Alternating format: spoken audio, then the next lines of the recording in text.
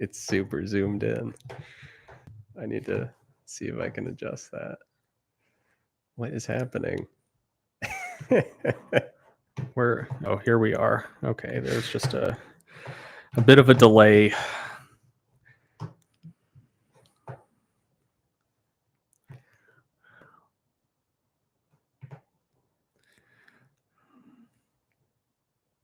Hey, there we go.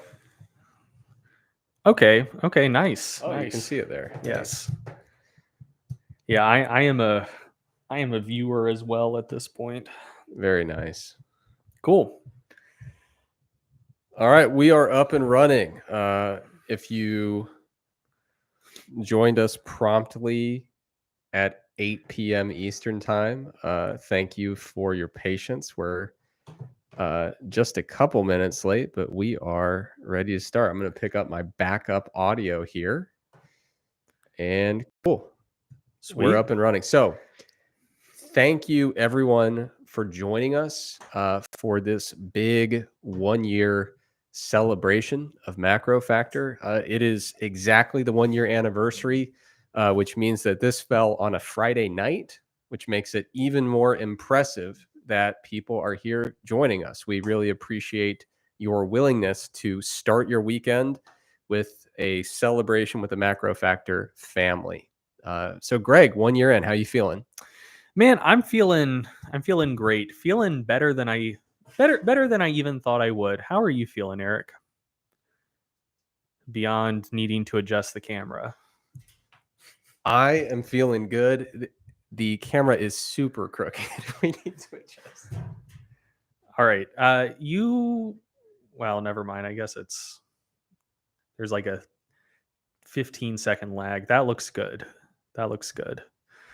Yeah, you're slightly more in the middle of the frame than I am now, but that's all right. That's all right. I have the presence to make up for it. Perfect. Yeah, the way that it's angled, I'm getting it's an optical illusion, but I'm getting out angled very aggressively right now. That's completely untrue. I'm just a physically larger person than you. Yeah, I can live with it. Someone asked who the host is here.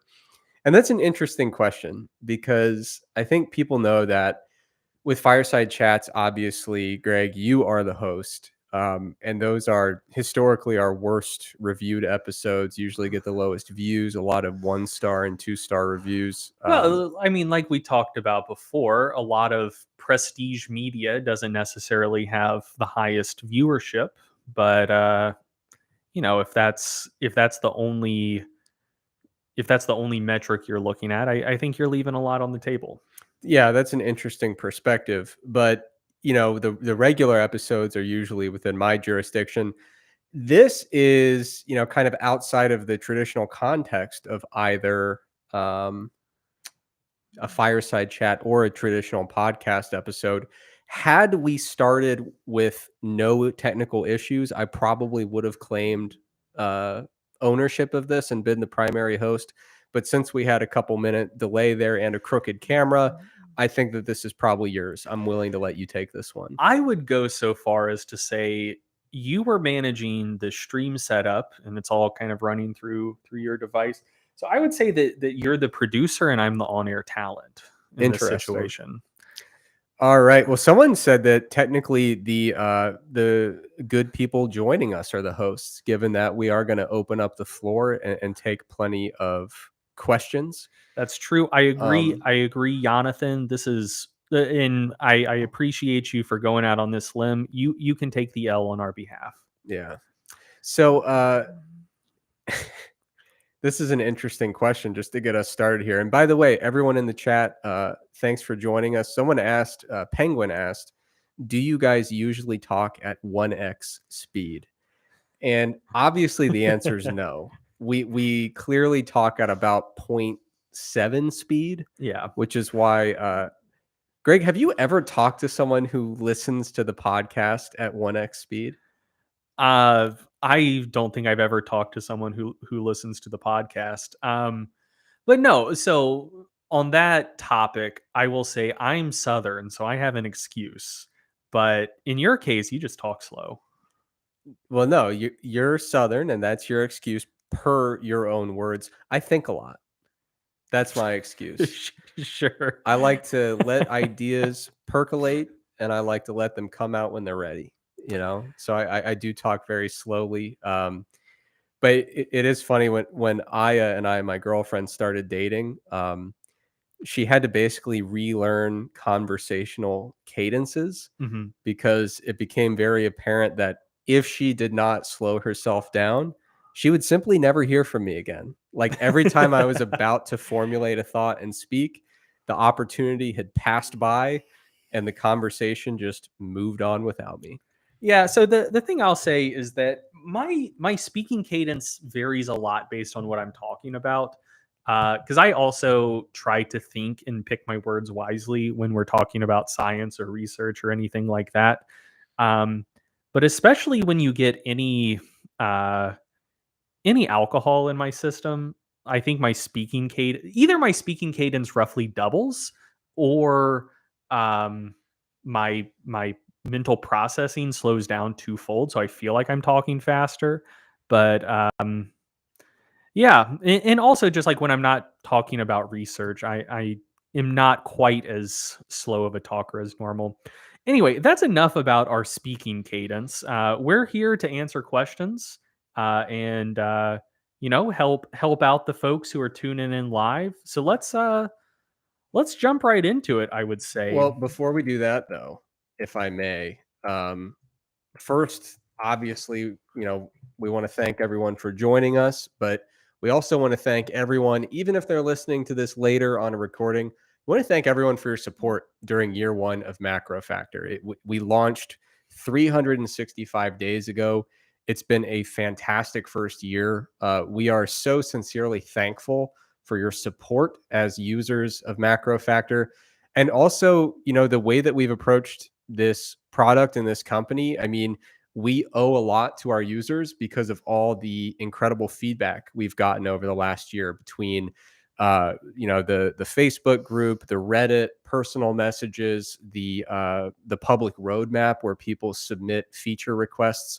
I think we do really view it as a bit of a collaborative effort where Mhm. where the users really are part of the process here and part of the journey with MacroFactor's development. So thank you so much for your support over the last year.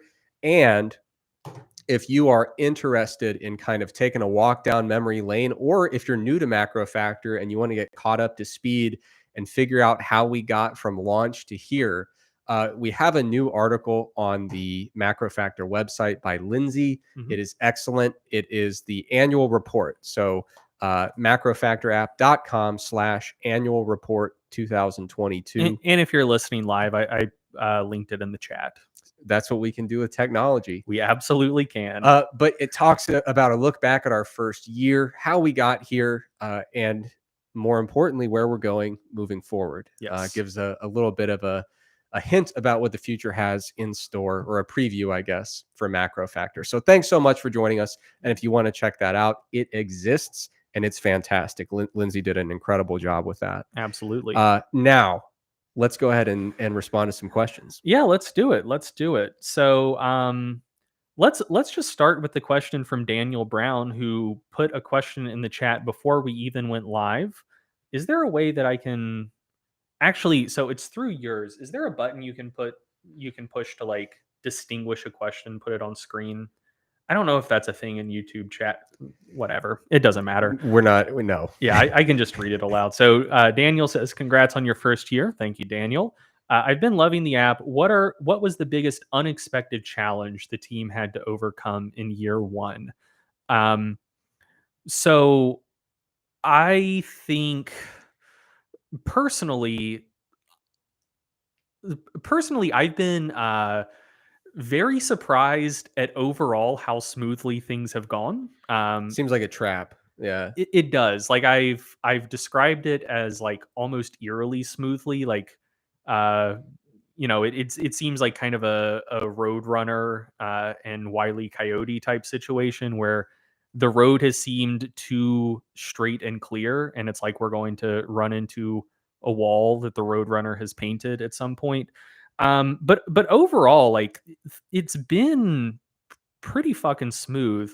I think that the biggest challenge we've had, at least from our end, mine and yours, is balancing work responsibilities. Just because like we do have a decent number of irons in the fire, and we are also like pr- we're very active with specifically macro factor stuff, interacting in the groups, answering questions, um, talking to our developers, Corey and Rebecca, about road mapping stuff.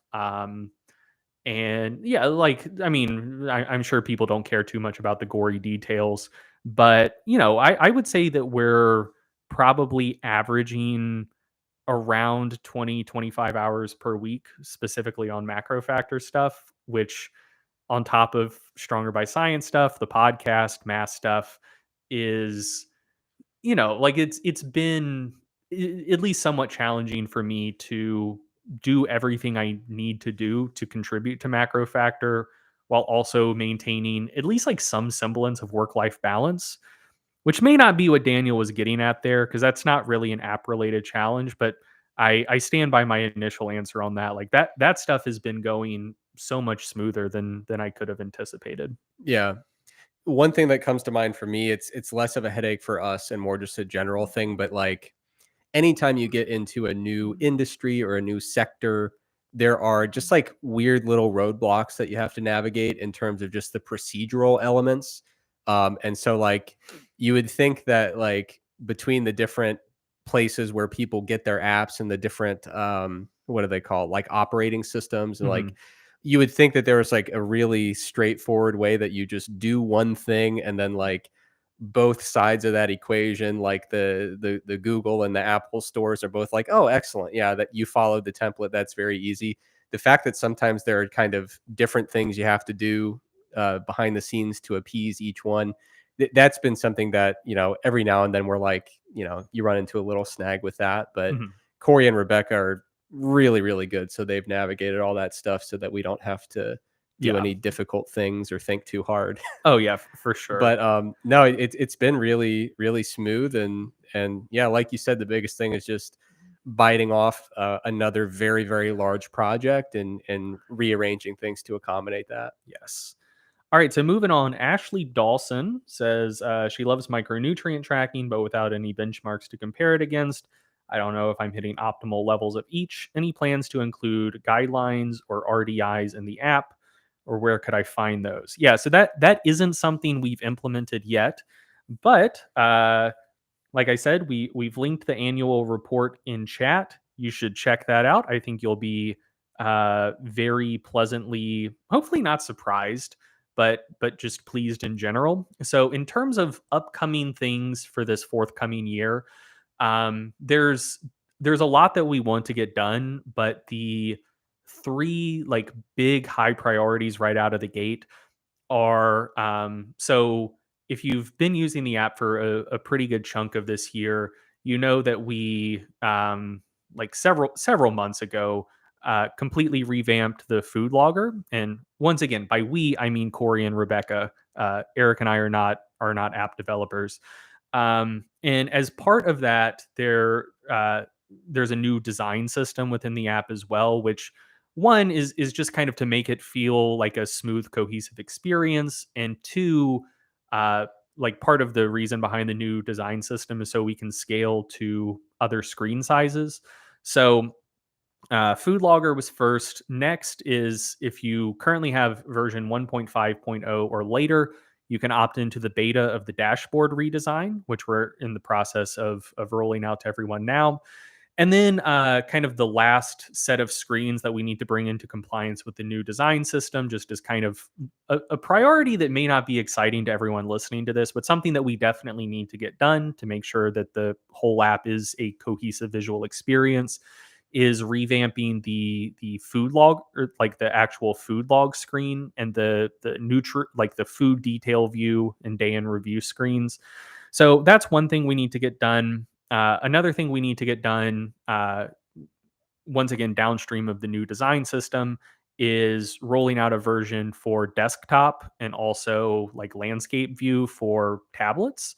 And then our third really high priority going into this year is expanded micronutrient analytics. So things like RDAs, RDIs, allowing you to specify particular things that you might want to keep an eye on. So if you want to monitor your fiber intake or like saturated fat intake or total water intake for the day, and kind of like demarcate those as nutrients you want to pay specific attention to. That's one of the things kind of under that story, being able to click on a particular micronutrient and see like what your top sources for getting, or both micros and macros, like, be able to click on iron and see what your top sources of iron are for the day or over a longer period of time. So anyway, that is the third of the like really high priorities going into this year. So you are correct for micronutrient tracking, RDAs, RDIs, or DRIs, whatever, that stuff better than me. Yeah. They're not in the app yet, but that is definitely an area where we're going towards this year. Yeah, and the good news is there are until we get them directly placed into the app, there are a lot of different places. If you have a particular micronutrient that you're interested in, there are quite a few places online. A lot of government run websites where you can just put in very basic demographic information and you can get the metric that you're looking for in Yeah. terms of, for each micronutrient. Some of them have an RDA, some have a DRI, some just have like a safe upper limit and lower limit and stuff like that. But usually that stuff isn't too hard to dig up on the internet, but absolutely a high priority is getting that stuff straight into the app so you don't have to do that digging in the future. All right, so let's see. The Greek Trojan says, I know there are no silver bullets, but any interesting insights that you've data mined from successful dieters that you wouldn't have necessarily predicted? So, no, the reason for that, in part, is that MacroFactor is very, very obsessed and preoccupied with data privacy. So, your data is end to end encrypted and it's stored on secure cloud servers. And like, I'm sure no one actually reads privacy policies, but if you read the privacy policy, like we aren't sharing your data with anyone and we aren't even using it for our own internal research purposes. We will at some point, but when that occurs, there will be like a specific opt-in. So like, yeah, the our capacity to data mine is inherently limited by a very expansive privacy policy. So, you know, like essentially, we're doing as little with your data as we possibly can to still make the app do what we want it to do. So yeah, no, we haven't gleaned any insights from data mining, although again, that is something we'll probably be interested in the future, though again, after there's some sort of like specific opt-in, so users know they're letting us use their data for that purpose. But I would say just from interacting in the groups, because I mean there have been plenty of people posting questions, challenges that they're facing, etc. I think that like this isn't particularly exciting, but if anything, I think that like optimal rates of weight loss might even be slower than just kind of like normal recommendations suggest. Like I would say of probably 3/4 of the people who post in the Facebook group or subreddit, they're having struggles with something. Um, Most of the time, what helps them out is just reducing their target rate of weight loss. Because, like, we can look at the research, like, there's a difference between practicality and physiology. And physiologically speaking, like, most people are pretty fine from like a lean mass retention perspective, going up to losing about 1% of body weight per week.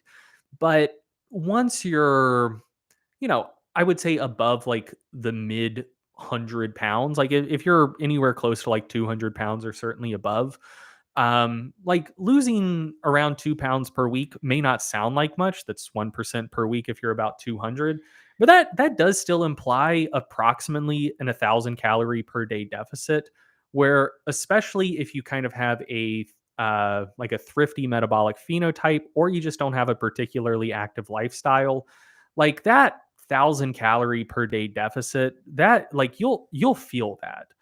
So even though that is like a very physiologically tolerable rate of weight loss, it doesn't mesh that well with a lot of people's lifestyles or just how much that they're happy and content to eat. So yeah, I think like that was something I already knew, but it's just been like hammered home by like so many individual cases of people being like, "Hey, like if I'm hitting my numbers, things are going well, but my god, it's hard to hit my numbers and I'm only aiming for like, 0.81% of body weight per week. Like what's going on here?" And more often than not just saying like, "Yeah, bump it down to like 0.5% of body weight per week." Um seems to help a lot of people. So Yeah. that's that's probably been and like I said, that's not like cutting edge mind blowing shit. Um, but yeah, that's definitely been something that's been hammered home for me. Yeah, as much as I enjoy reading into the nitty-gritty physiology research, and as useful as that is in developing this type of app, Mhm. um, there's no question that, the physiologically, uh, highest rate of weight loss within the optimal range, that's not always gonna mesh really well with what is subjectively enjoyable to implement, and the more that we look into it and interact with users, and even just going back to like one-on-one coaching and our own dieting experience, you run into questions about what are some of the biggest challenges with successful weight loss and long-term maintenance of weight loss. Rarely do you have to go deep in the physiology playbook. It's usually some convergence of getting the right goal, identifying the appropriate target for rate of weight change, and then addressing some of the psychological and behavioral elements that underpin eating behavior. And to me, that's one of the reasons that so much thought and effort went into the way things are presented within the app, is to make sure that we are not unnecessarily exacerbating, psychological and behavioral elements of dieting that are actually deleterious or can obstruct one's progress. We try to make the app kind of a low stress environment where we can say, okay, let's focus a little bit. We know these targets are going to work, but like you said, a lot of times the advice is like, hey, let's slow down a little bit with the rate of weight loss, not because of necessarily physiology, but because of just behavior and psychology. And also, along with that, another thing that seems to be very predictive of success and just subjective enjoyment of the process is having just a little bit of flexibility in terms of cognitive restraint. So sometimes, one of the things that can hold people back is, yeah, maybe they are pursuing a rate of weight loss that is just not compatible with their lifestyle and preferences, and that needs to be addressed. But also sometimes aiming for perfection can really get in the way of making excellent but not quite perfect progress. So sometimes people will, if they can't track perfectly for a day or two, they just kind of throw their hands up and say screw it, and they get out of their typical habits and behaviors that have been supporting their success along the way. And so the people who are very comfortable with the idea of having very good, consistent tracking, but not necessarily perfect tracking 100% of the time, those people seem to avoid that trap of getting overly discouraged and saying, well, if I can't do it perfectly, I'm not going to do it at all, and Mhm. things like that. So, like you said, rate of weight loss is big, and also just kind of focusing on psychological and behavioral elements that allow you to keep going through a little bit of friction, some challenges, some variables you didn't plan for. That stuff can be really, really big. Yeah, absolutely. All right. Zhao Pedrosa said or asks, "Do you have any plans on translating MacroFactor to Portuguese any day? I would like to give some months of it to my mom as a gift, but she doesn't speak English." First of all, hello to you and your mother. That's a very nice thing for a son to do. But to answer your question, it's hard to say explicitly. Um, and there are some things that are going through my head right now that I don't think I either can or should publicly talk about yet. But what I can say is that from a kind of short to medium term priority, um, Corey and Rebecca are doing some work on the back end of the app to enable and open the door for internationalization. And there are just like a lot of little things that need to be done there. So, like for example, currently the text in the app is like all hard coded. So when you see just like nutrition on the nutrition panel, like in the code, it just says nutrition, and that's what's being called. So they're to enable internationalization instead of just like hard coding every single language. There's kind of like a process of development that involves going through and making sure for all of those text strings, it's not just calling for like a hard coded value, but based on the language someone uh, says that they use, or the region they're using the app in, to know to call like specific strings to correspond with the language the person uses. So I can't yet say precisely why they're doing that work, but that is something that is currently in the works and going on behind the scenes. Um, so to answer the question about Portuguese You specific, can say we're developing our own language, and MacroFactor is going to feature that. yes, we're fuck. I was gonna make a reference, but I forget what it is. What was that language in the 90s that people were Esperanto? I've This never heard of this in my life. Oh man, in the 90s, like kind of during the end of history, halcyon days after the Cold War ends, and people are like, "Ooh, this is going to be a golden era of peace and prosperity," which like boy Francis Fukuyama, you sure would have felt dumb if you had access to a time machine in the 90s to see today. Anyway, um, there was this movement that to bring the world together with like a single international language where it's just kind of the type of thing where like everyone could just become bilingual. Like you don't have to worry about learning multiple different languages if you want to interact with people all around the world. It's just if you're born in France, you learn French and Esperanto. If you're Yeah. born in China, you learn like Mandarin or like whatever Chinese dialect is spoken in the region you're in, and Esperanto. And it's just like one language that kind of like borrowed a little bit from a bunch of different language families. And it's like, yeah, just everyone learn this one and we'll be good. Um, Anyway, I don't think fucking anyone speaks Esperanto.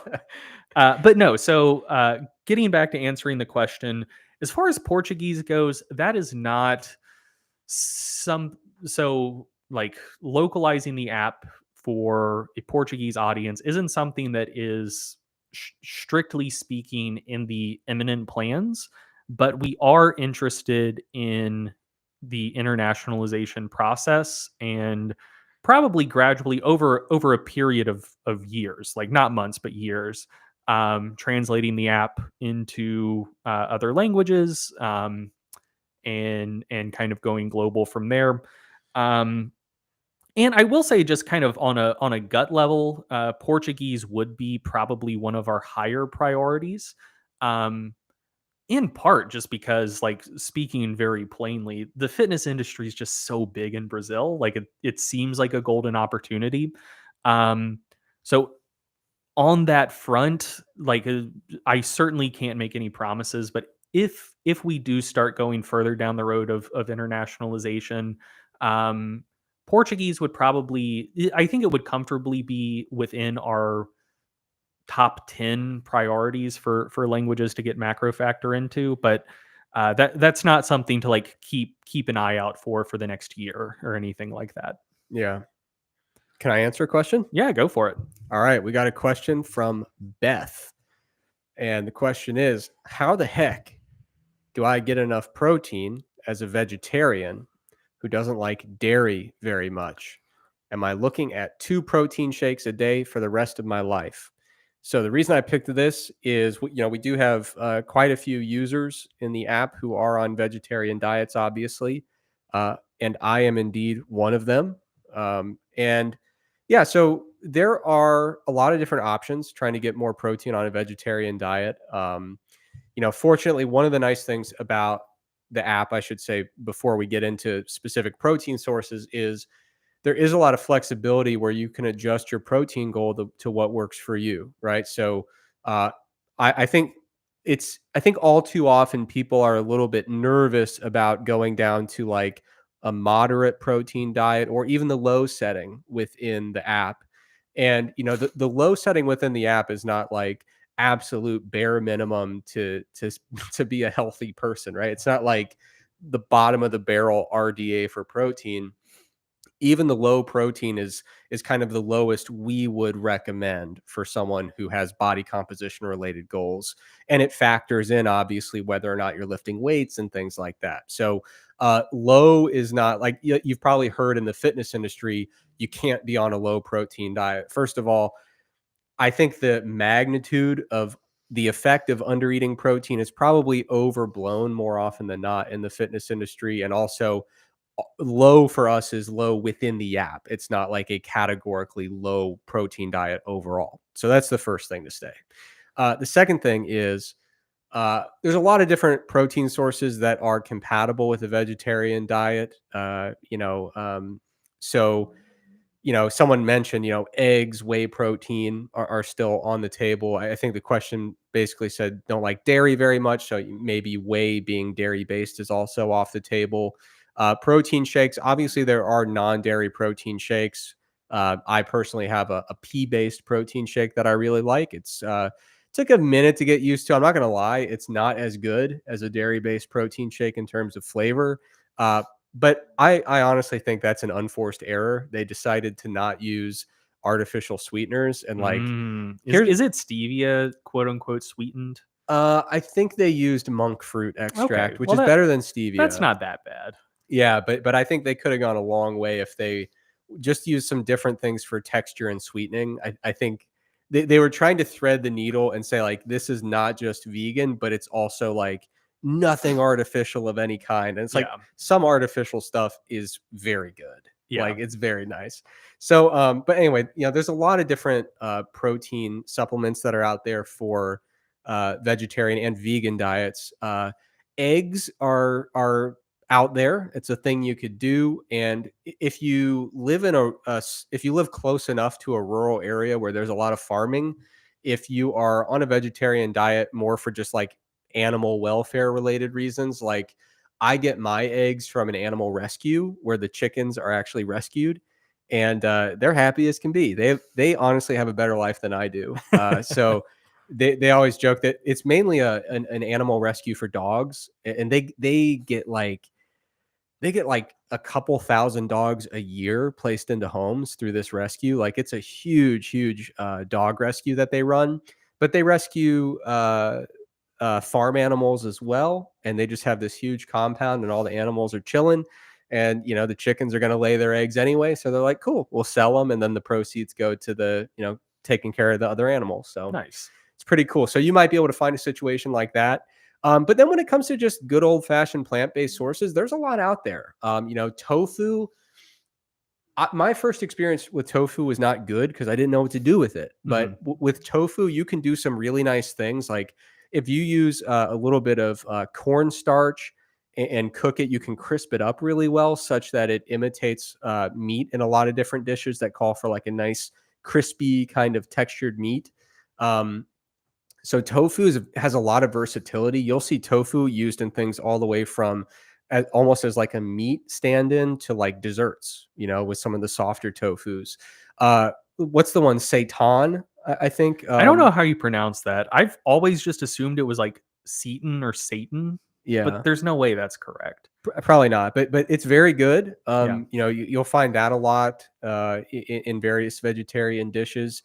A lot of different beans and legumes that I like to lean on. So like if you get like a rice cooker, you can do. I mean, rice with chickpeas and literally like any kind of bean or legume. That's kind of a staple meal for me. But yeah, there's a lot of different options out there. One thing that I would recommend though, if you're like just getting into a vegetarian diet or you've been doing it for a while and just sticking to a very, very small list of staples, explore cuisines in areas where meat just isn't eaten that regularly or is harder to come by. Like one of the things that my girlfriend and I are both vegetarian, when we're traveling, one of the first things we do is like, if we're just struggling to find a place with options, it's like if we can find a restaurant that serves a lot of Indian food or a lot of Vietnamese food, like there are certain cuisines where there are so many vegetarian options, you can start there, look at a menu and figure out where the protein is coming from in those dishes, because people like to arrange their dishes with a decent amount of protein in them. It's kind of, even if it's coming from plant-based sources. So yeah, I would say exploring different cuisines and seeing how they work different types of plant-based sources into that cuisine, that's been a really helpful approach for me. Sounds good. All right. So Penguin asks, what's your favorite nutrient? Penguin themselves is a big calcium fan. Do you have a favorite nutrient? Ooh, boy, favorite nutrient. Well, I guess I would have to say protein, Hmm. because if you exist in the sport nutrition world, it's just you can't make it out of there alive without developing a great appreciation for protein. And frankly, it is kind of how I structure my meals. I start out by saying, okay, what's my protein source here? And then I build out from there. So protein is kind of the generic one. Um, and yeah, I think that's unfortunately the one I'm gonna have to settle with. What about you? Uh, Probably. So I'm googling something real quick. Oh boy. Um, so my first thought was probably lecithin. It's a good emulsifier, and I like making emulsified sauces and whatnot. Um, but then my other, like, probably just like any of the ones that make onions taste like onions. It's hard to overstate how much I like onions. I think they're delicious. Um, so uh, yeah, I'm not gonna try to pronounce too many of these. Oh, Allison is in there. That's the big one from garlic. But yeah, like any of those nice pungent sulfurous compounds from onions, I think are incredibly pleasant. Awesome. Let's see. So here's something that I think you could talk about a bit. Just talking about rigid versus flexible cognitive restraint. Ashley Dawson specifically says, from a psychological approach, she loves the adherence neutral philosophy within MacroFactor. Um, she says, personally, if I've gone over my recommended cows for the day, I don't need any red lines or in-app callouts to rub it in. Do you want to just like expand on that from like a cognitive restraint perspective? Because I think that is something that folks are maybe confused about initially when they start using macro factor, especially if they come from kind of more traditional and restrictive kind of dieting backgrounds. Yeah, I think you know, we've covered it in bits and pieces, just kind of part by part over the past year or so. But one of the overarching goals with Macro Factor was to make sure that we were designing it such that the user experience and the design elements were reflective of what we consider to be best practices in terms of just being compatible with the health psychology literature. Hmm. So when we were developing macro factor, as you know, Greg, I got really into reading health psychology textbooks and just digging into the literature and saying like, where can we improve upon the current model of how a lot of these food tracking apps operate? And I didn't have to get too many pages in before I realized that almost like the industry norm, the kind of standard approach, is really incompatible with a lot of the research pertaining to health psychology, specifically as it pertains to eating behaviors. Yeah. There was a fantastic review paper a couple Ooh, of years can I ago. just butt in real quick? I Sure. scrolled to the bottom of the chat for the first time in a while. Someone was asking where. So Huffman Tree asks, are they answering questions from this chat or is it somewhere else? We are answering questions from chat. We're uh, like trying to address them in roughly the order they came in. So if you scroll back like 2/3 of the way, that's where we currently are. So yes, this is the place to answer questions, and I will try to do a better job of bouncing back and forth between kind of the bottom of the chat and top of the chat. But yes, if you're watching this live and asking questions live, we are exclusively taking questions from the YouTube chat here. So Yeah. you are in the right place to be asking questions there. Yeah. So, there was a great review paper a couple years ago that my arch nemesis, Dr. Eric Helms, was a co-author on. A very inferior Eric. But they talked about some of the research involving rigid versus flexible cognitive restraint. And someone enforcing rigid restraint uh, has a tendency to create really rigid guidelines and dichotomize their adherence to those guidelines, right? So my goal was 180 carbs today. And if I eat 183 carbs today, I failed because I went over, and that's bad. That's kind of an example of rigid cognitive restraint. And what we find is that in the short term, employing rigid cognitive restraint in the context of dieting uh, is subjectively a bit unfavorable. It tends to lend itself to some very negative psychological processes and just subjectively a low enjoyment of the process of dieting. So, looking at just purely subjective and psychological outcomes in the short term, a flexible approach to cognitive restraint is much more preferable. It seems to support a happier, more enjoyable experience with dieting. And so, but some people say, well, I'm really hardcore about my dieting. I don't need to enjoy it. I just want to, put my head down, put in the work, trust the process, and do the damn thing. Unfortunately, what we find also is that rigid cognitive restraint also just doesn't seem to lead to favorable long-term outcomes with dieting. Mhm. It seems to be over the long term a very demotivating factor that can lead to what they call motivational collapse and ultimately the cessation of a diet. Basically, you discontinue the diet because you are very frustrated because you've set all these rigid guidelines, frame them as dichotomous, and you just find, based on your internal framing, that you fail and fail and fail and fail and fail. And so at some point you say, why do I keep trying this? Like, Mhm. I'm clearly not doing this well. So flexible cognitive restraint offers a completely different alternative where you give yourself some wiggle room, you give yourself a little bit of flexibility, and you say, okay, my goal is to eat 180 grams of carbs a day. If I eat 189 sometimes and 173 sometimes I might even go way over. But after I go way over, I get back on track the next day.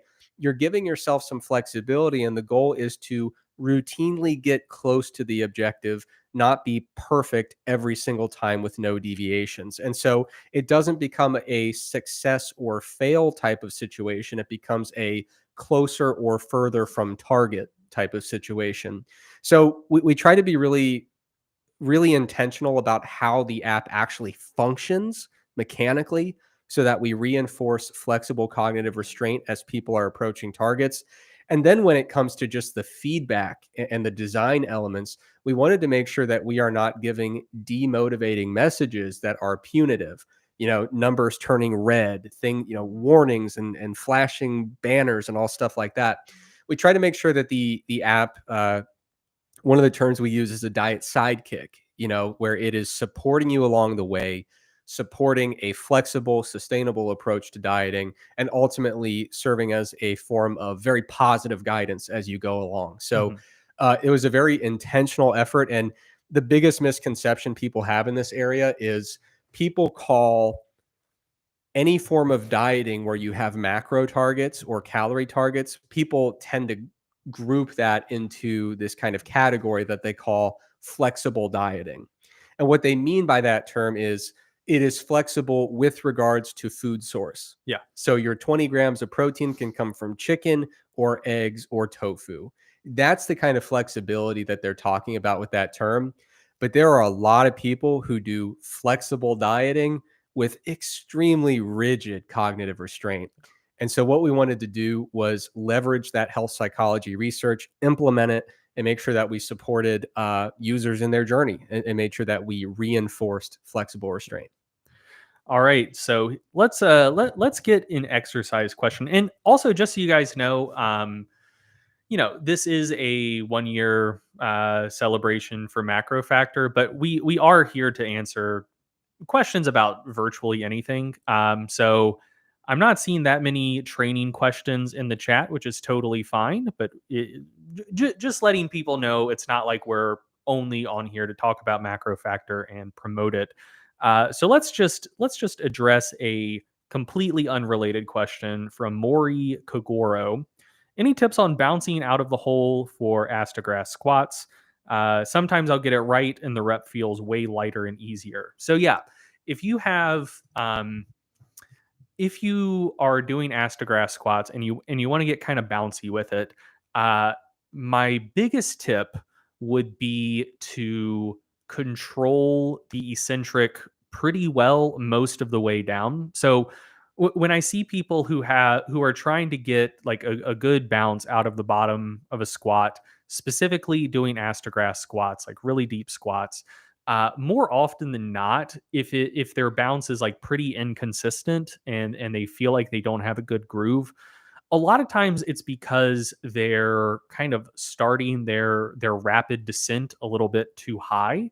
So like generally, if you're going for a bounce, your the end of your eccentric is generally going to be relatively quick for that rapid rebound, maybe a bit of stretch shortening cycle action coming into the mix. But what's important there is to make sure that you have a really smooth and solid repeatable groove on all of your reps. And so when I see people with inconsistent bounces, most of the time it's because they have inconsistent grooves. And most of the time they have inconsistent grooves because they're either going too fast for the eccentric or they're starting the kind of fast final descent a bit too high. So one of the things that might help with your consistency is taking a pretty well controlled, relatively slow eccentric down to the point where you're only like just above parallel. And then only for that very, very bottom part of the eccentric do you just kind of like let go slightly, let yourself accelerate into the hole, and then bounce up out of there. So essentially, like it's a lot easier to stay under control and in like a smooth and repeatable groove if that drop is short rather than if the drop is long. And also, like, and this is just kind of my n equals one experience. Like I've experimented quite a bit with eccentric speed because I also do, especially for like max lifts, rely pretty heavily on that bounce. And I found that like it really only needs to be maybe 4 or 5 inches tops. Like you don't want to be be going fast for like the entire eccentric. Find yourself in the bottom and be like, oh, where the fuck am I? Hopefully, I get a good bounce. So keep like that nice, smooth, slow descent most of the way down, and then yeah, for the last like maybe 4 to 6 inches, that's where you get that little drop, bounce, poop, and come up, and that should be quite a bit more repeatable than the alternative. Good stuff. Yeah. Yeah, I used to squat low bar astagrass bouncing out of the bottom. Hmm. And man, being young is nice. Low bar astagrass is quite a feat. I used to have the hips for it, and I don't anymore. I've got a question I'd like to answer that is just kind of a general guidance about cutting. Hmm. This comes up a lot. So Matt B asked, Matt B is about 5 weeks into a cut. It's going well. Congratulations, Matt. Glad to hear that. Uh, but Matt does not have an end goal in mind. And so the question is, how should Matt know when to stop with the cut? And a lot of people have been asking questions in this general genre of like, when should I stop cutting? How long am I allowed to cut before I need to do a maintenance phase? How long should that maintenance phase be? There's a lot of questions in that general area.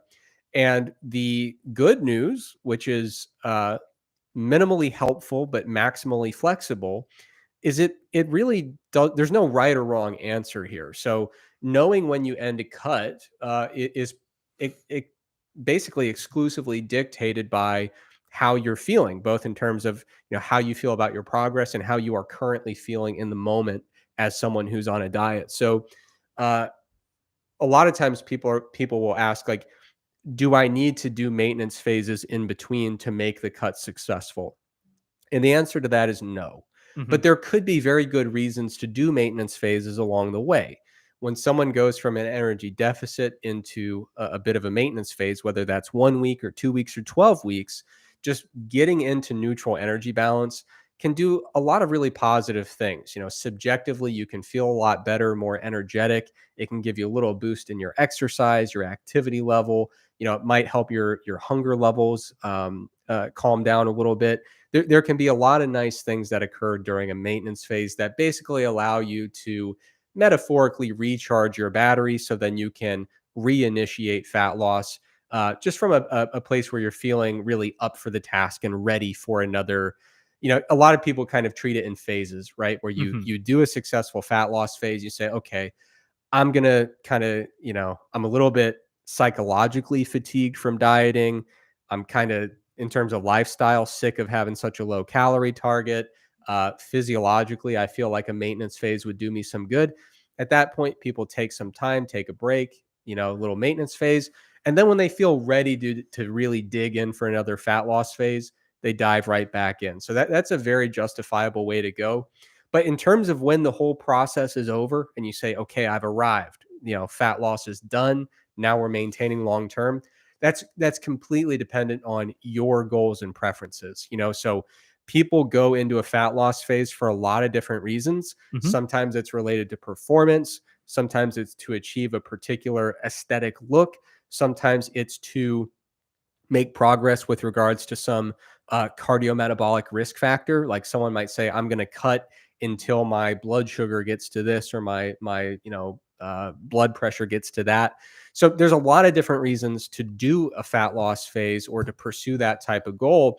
And therefore, there are a lot of different metrics that would allow someone to determine that, what, right now it's time to discontinue. So uh, no reason is more justifiable than any other. It could be any number of reasons. And one reason would be, what, I thought I wanted to get down to 230, but I'm at 245 and I feel excellent. Hmm. And that's great. And that's a completely justifiable reason to say, all right, we're ready to move on to the next phase. So there's no hard number that says when a cut should be over. And there's really no guideline about, when maintenance phases should be done or how long they have to be. Absolutely. Let's see. Should I take a more recent or an older question in the chat? What do you think, Trex?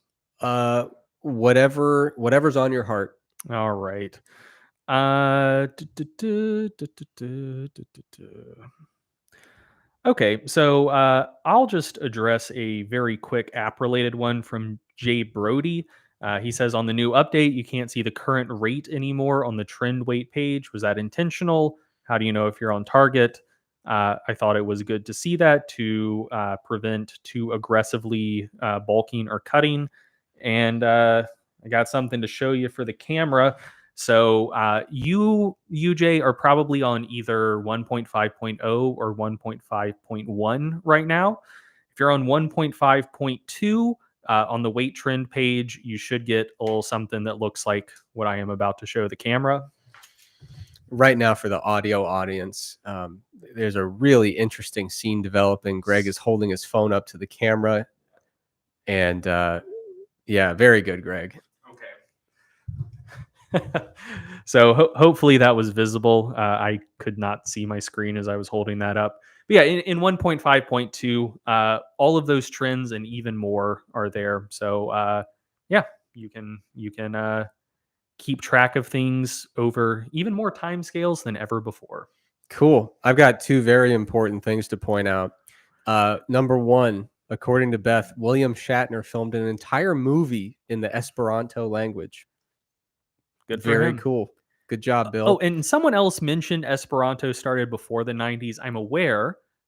If you'll roll the tape, I said Esperanto got big in the 90s. It's never been popular, but its peak of popularity was in the halcyon days of the 90s.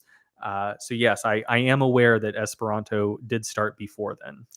Another thing I wanted to point out, I mentioned my arch nemesis, Eric Helms. I did not know that he would be dropping in. Do we know that this is the real Eric Helms? He said he called us gents. That's Helms. That is a Helms thing. Yeah, That's that true. that is not fake. So I just wanted to say, Dr. Helms, the great Dr. Helms, an esteemed researcher, top level fitness professional, just the utmost respect that I have for him. And it's an honor that he said that we are his third favorite podcast of all time. Because I'm sure the first two are his, knowing his personality and the kind of human he is. I didn't even know he had is there a 3DMJ podcast? Yeah, I think Okay, so. cool. Yeah. I say this not as a bit at all. I don't listen to any fitness podcasts, so I didn't mean that as a slight to the good Dr. Helms or 3DMJ or the concept of fitness podcasts. I'm just incredibly out of the loop. Yeah. Ooh, here's a good one. Little bit of general nutrition. Satiety. Greg, you know satiety. Does the literature support the idea that satiety cues change when gaining or losing weight? And Greg, what have your experiences been with changes in satiety on your journey? Um, I would start, before we get your personal journey. There's definitely some pretty pronounced changes that occur with hunger and satiety regulation that are responsive to both short-term and long-term energy availability. Um, we had when you look at satiety, it can become a very complex thing, but it can also lend itself to some very, very simple guidelines, which I find to be really fascinating.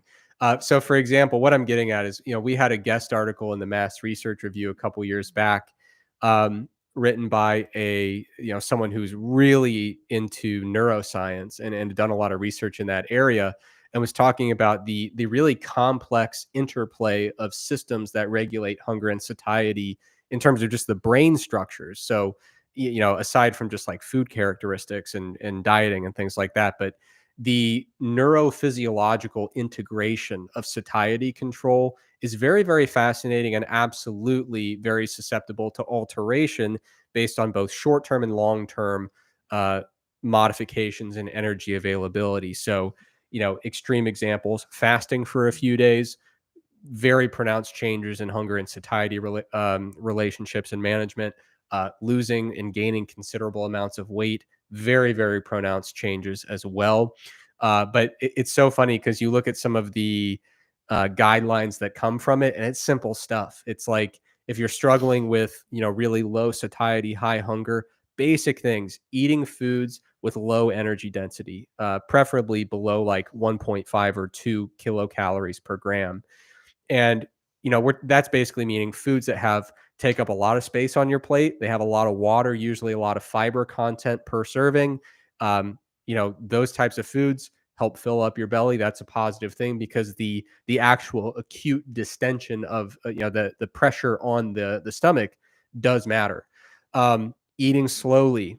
That affects the old incretin response, the Yeah. GIP, GLP-1, all of that stuff. Yeah. So eating things with harder textures. And you might be wondering, why would that matter? It's because it slows you down. You have to chew more if there's harder texture, and eating slower and more mindfully causes you not just to give your satiety signals an opportunity to respond to energy intake, but also there is some research indicating that just spending more time with that food and paying more attention to the flavors, the aromas, the texture, the smell, that seems to almost modulate satiety responses in a way that appears to be related to memory and cognition. So satiety is really fascinating. There are all these different nuanced inputs that regulate it, but in many cases, the take home points are actually quite intuitive. But Greg, what have you experienced with satiety? So I think one of my issues in general is that I don't think I'm particularly responsive to satiety cues. Um, I rarely feel particularly hungry, and I also rarely feel particularly full. But I also just really enjoy food and I enjoy the sensation of eating, which is why I think when I'm not tracking and left to my own devices, I just gradually gain weight. But yeah, like I don't feel any more or less issues with satiety now than I did when I started my cut. So Yeah. uh, which I think based on the literature is probably atypical, but Yeah. yeah, I think I'm like an under responder to satiety cues.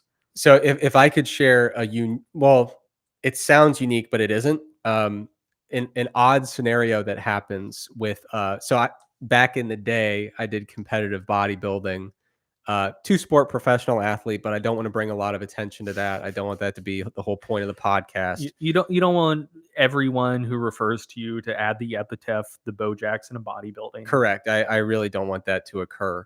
So everyone, please stop sending me those messages. But after competitions, it's not that unusual for competitors to be in a position where, because there's this massive dysregulation of both satiety related regulation, but also just psychological factors of food intake. A lot of times after the final competition of a year, you'll see physique athletes who are in this very odd position that's difficult to explain. You kind of have to feel it and you have to be there, but you're eating food and you have filled your stomach and you're like, I can tell that eating more food is not in my best interest. I'm going to feel like shit. I already feel like shit because I've eaten too much. And yet you have this desire to continue eating that isn't even purely hedonic. It's not just like, oh, I like the taste of food, I'd like to taste more. But it's this weird thing where you're like, I know that I am not hungry right now. I'm actually quite full. And yet, for some reason, my satiety signals are not telling me to discontinue. And I still feel a non hedonic urge to eat that isn't hunger, Mhm. or that isn't that isn't hunger. It's a very strange situation, but like the reason I bring it up is it gets to the most extreme scenario of like how weird and wacky can satiety regulation get disrupted with major changes in body composition. And yeah, there's this weird situation you can get into in that specific scenario that is immensely difficult to describe. And I think it's just a a biological response drilled into our basic code as humans that it's like, I don't care about hedonic stuff or hunger. You need to eat because you're like 4.5% body fat and you're gonna die soon if you don't eat. Yeah. But yeah, satiety just gets so weird when you get down to those low body fat levels. Yeah, I can't relate. I know nothing about that. It's odd, but Uh, it's repeatable. And another thing that's interesting is, and this is getting way off topic, but something that I think people will be like morbidly fascinated with. I've talked to more than a few bodybuilders. I wonder if there's research on this. I'm not certain. Who basically display, well, I think they might have mentioned this in the Minnesota starvation experiment, almost like scavenging behaviors mhm, where people will start to just kind of go to the grocery store and hang out mhm. and just check out what's going on in the aisles and maybe even get some things that they don't plan to eat for several months. And I've even heard of people hoarding like utensils and cooking supplies and saying like, "Oh, in 4 months, boy am I going to use this spatula." Like Yeah. it gets very odd psychologically. As a appreciator of the sport of bodybuilding, I have to say the more I learn about it, specifically from like competitors relaying their experience, the more it just seems like the most deranged sport in the world. Like I don't know why anyone does it. You know, But it's also cool. it's yeah, that's a whole podcast unto itself, is what is this and why? Yeah. Yeah. All right. So here's a personal one from the bees. Do you guys have any sports related goals? Road to the stage, platform. Have you or have your perspectives and priorities changed over the years? So yeah, we no longer do the road to the stage or road to the platform segments on the Stronger by Science podcast. We're trying to trim it down, make it a tight, svelte package, and just kind of getting into the content quicker. For Um, example, our last episode was a very tight 2.5 hours, so we're making great progress it's there. as tight as it could have been given the amount of content, I will say. Um, But yeah. So sport related goals. So uh my current and ongoing weight loss is, I wouldn't say it's with sport goals in mind, but it is with kind of like physical, kind of athletic related goals in mind. Um, I so I'm not particularly interested anymore in necessarily trying to be the best power lifter I can possibly be. And I find that I train best, lift best, and am just stronger at a higher body fat level, which is one of the reasons I've been larger for most of the last decade. Like on a pure physiological basis, like fat tissue doesn't have contractile properties, but like I'm just like way stronger at like 25% plus body fat than I am when I'm lean. I don't know why, but that's been my very consistent, repeatable experience. Me too, by the way. Um, Sweet. Yeah. So anyway, I'm not living that same life anymore. Um, and essentially there are a lot of things that I like to do that I do better. Like essentially I'm strongest when I'm larger and everything else is better when I'm smaller. um, like it's just easier to move around a lot without getting tired or winded. I'm a lot more explosive, I'm a lot faster, and like I love playing basketball. And so in terms of just like acute goals, like I'm not really planning on joining like a competitive league or anything like that, but I'm still 30. I still have what I'm going to consider another decade of youth ahead of me. Um, who knows how honest I'm being with myself, but that's the way I'm approaching it. And so just for like pickup ball, I want to get to the point where I can physically dominate people the way that I like to be able to, which like I'm I'm always going to be strong enough to do what I need to do on the court, but I don't have as fast of a first step as I would like to have and as I previously had. And I don't have the verticality to my game that I used to. So I want to get those two things back. And in terms of just like a kind of marker that I'm working towards, um, I used to be able to barely dunk if I got the perfect alley oop, and I want to get to where I can like very convincingly dunk, like not do anything acrobatic, but just you know convincingly and without any sort of fanfare, just be able to get on a court, and if I get an open fast break, just be able to very reliably put it down. Um, so yeah, more than anything, that's probably my biggest physical goal, and the thing that motivates me for the weight loss more than anything else. And in terms of how my priorities have changed over time, I'm just trying. Like I used to be all about just sports and being a general athlete, and being physically capable of being really good at a lot of things. And then I spent a little over a decade really focusing on one thing that I wanted to be good at, which was just being as strong as possible. And so now I'm going back to my roots, and trying to become more of a generalist again. Yeah. You should what year was it that Vince Carter had that crazy dunk contest? Was that 2004? I don't know. I'll search while you're answering.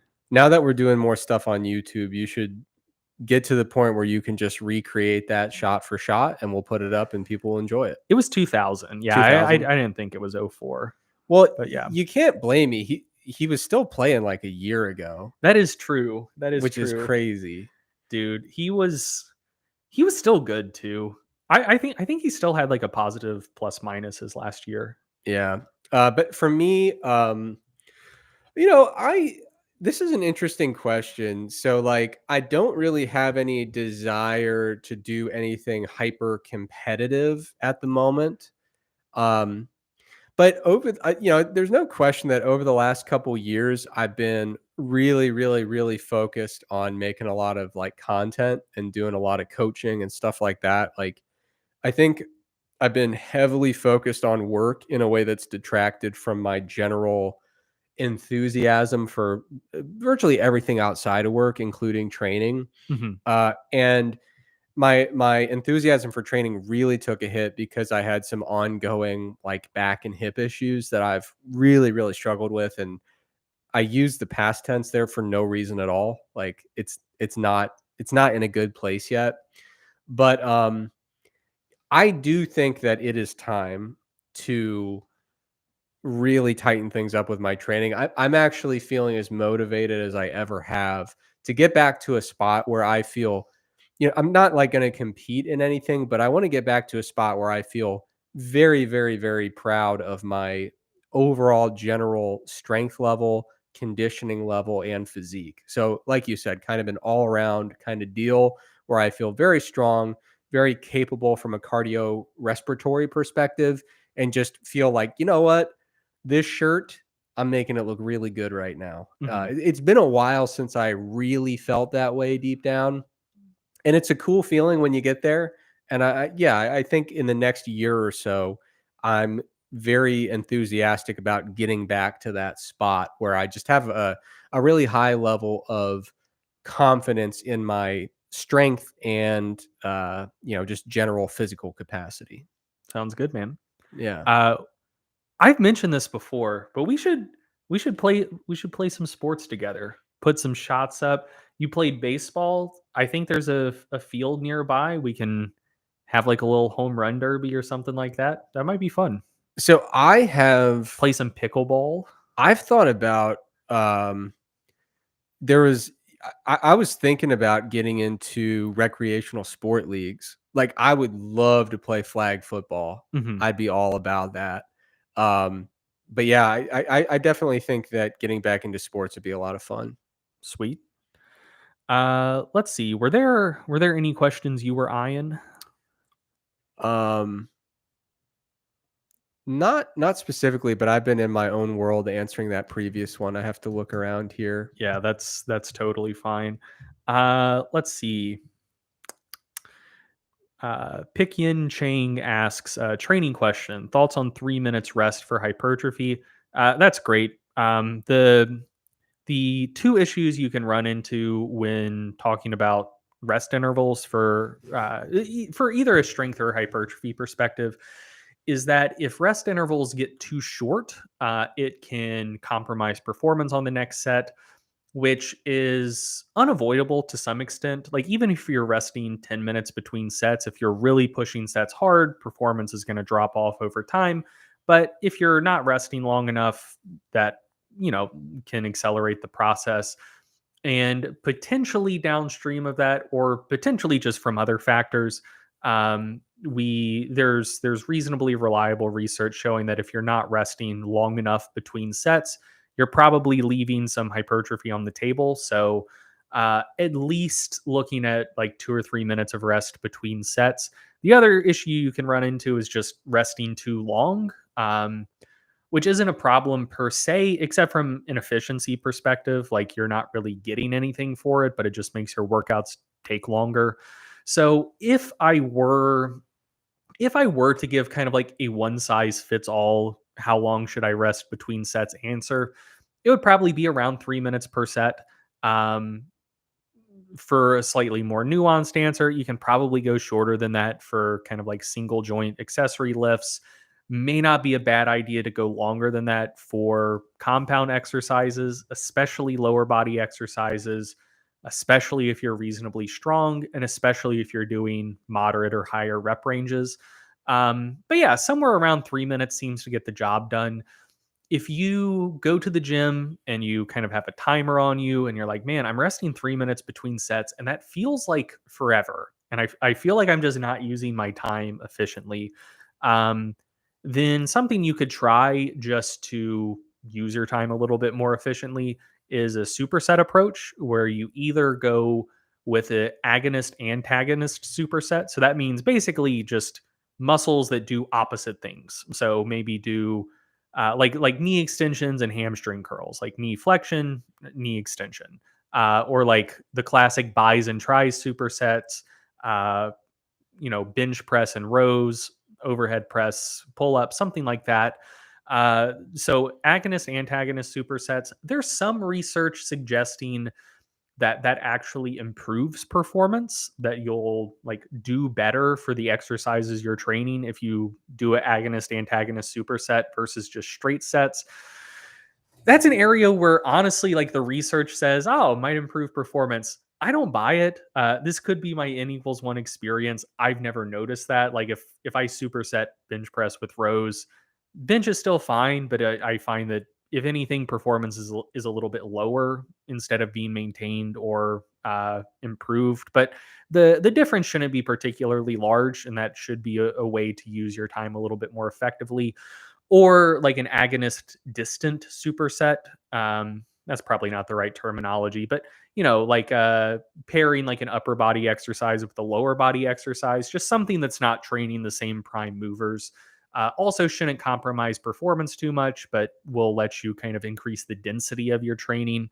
Or you could find something to do between sets to like pursue some other goal you have that wouldn't necessarily detract from your lifting. So for example, if you're trying to improve like hip flexion mobility or something like that, and you're currently doing pull-ups, you could do a set of pull-ups and then like stretch your hamstrings for a minute or two between sets, which would be using that time productively, but in a way that's not going to detract from the exercises you're doing, to ensure that you're resting as long as you probably should. So yeah, those are my thoughts about 3 minutes of rest between sets for hypertrophy. Good stuff. I've got a couple that I want to address. One of them is going to be very quick here.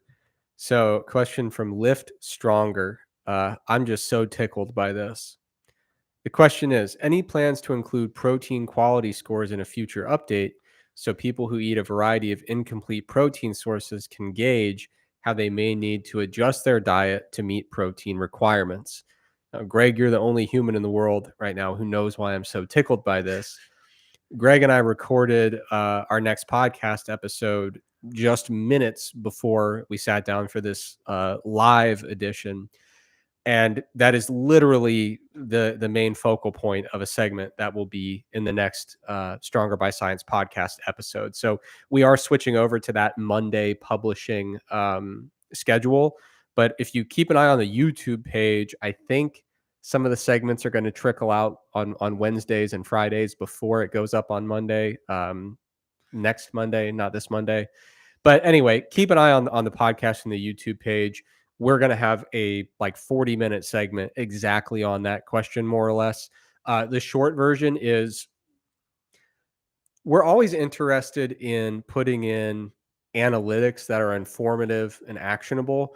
I'm not saying that we would never put that in from an analytics perspective, but I don't currently view that as a high priority item because, as I discuss in that longer segment, I think that focusing on really small differences in protein quality scores within the context of an entire diet, I don't think that effort is fruitful or particularly worthwhile. And in the podcast episode, I talk about how the research generally indicates if you're meeting some very basic general guidelines for protein intake, with the most important one being total protein intake for the day, and the second most important being how you distribute that throughout the day, any small differences in protein quality scores have very minimal impacts on things like muscle protein synthesis measured acutely, and essentially negligible impacts on hypertrophy over time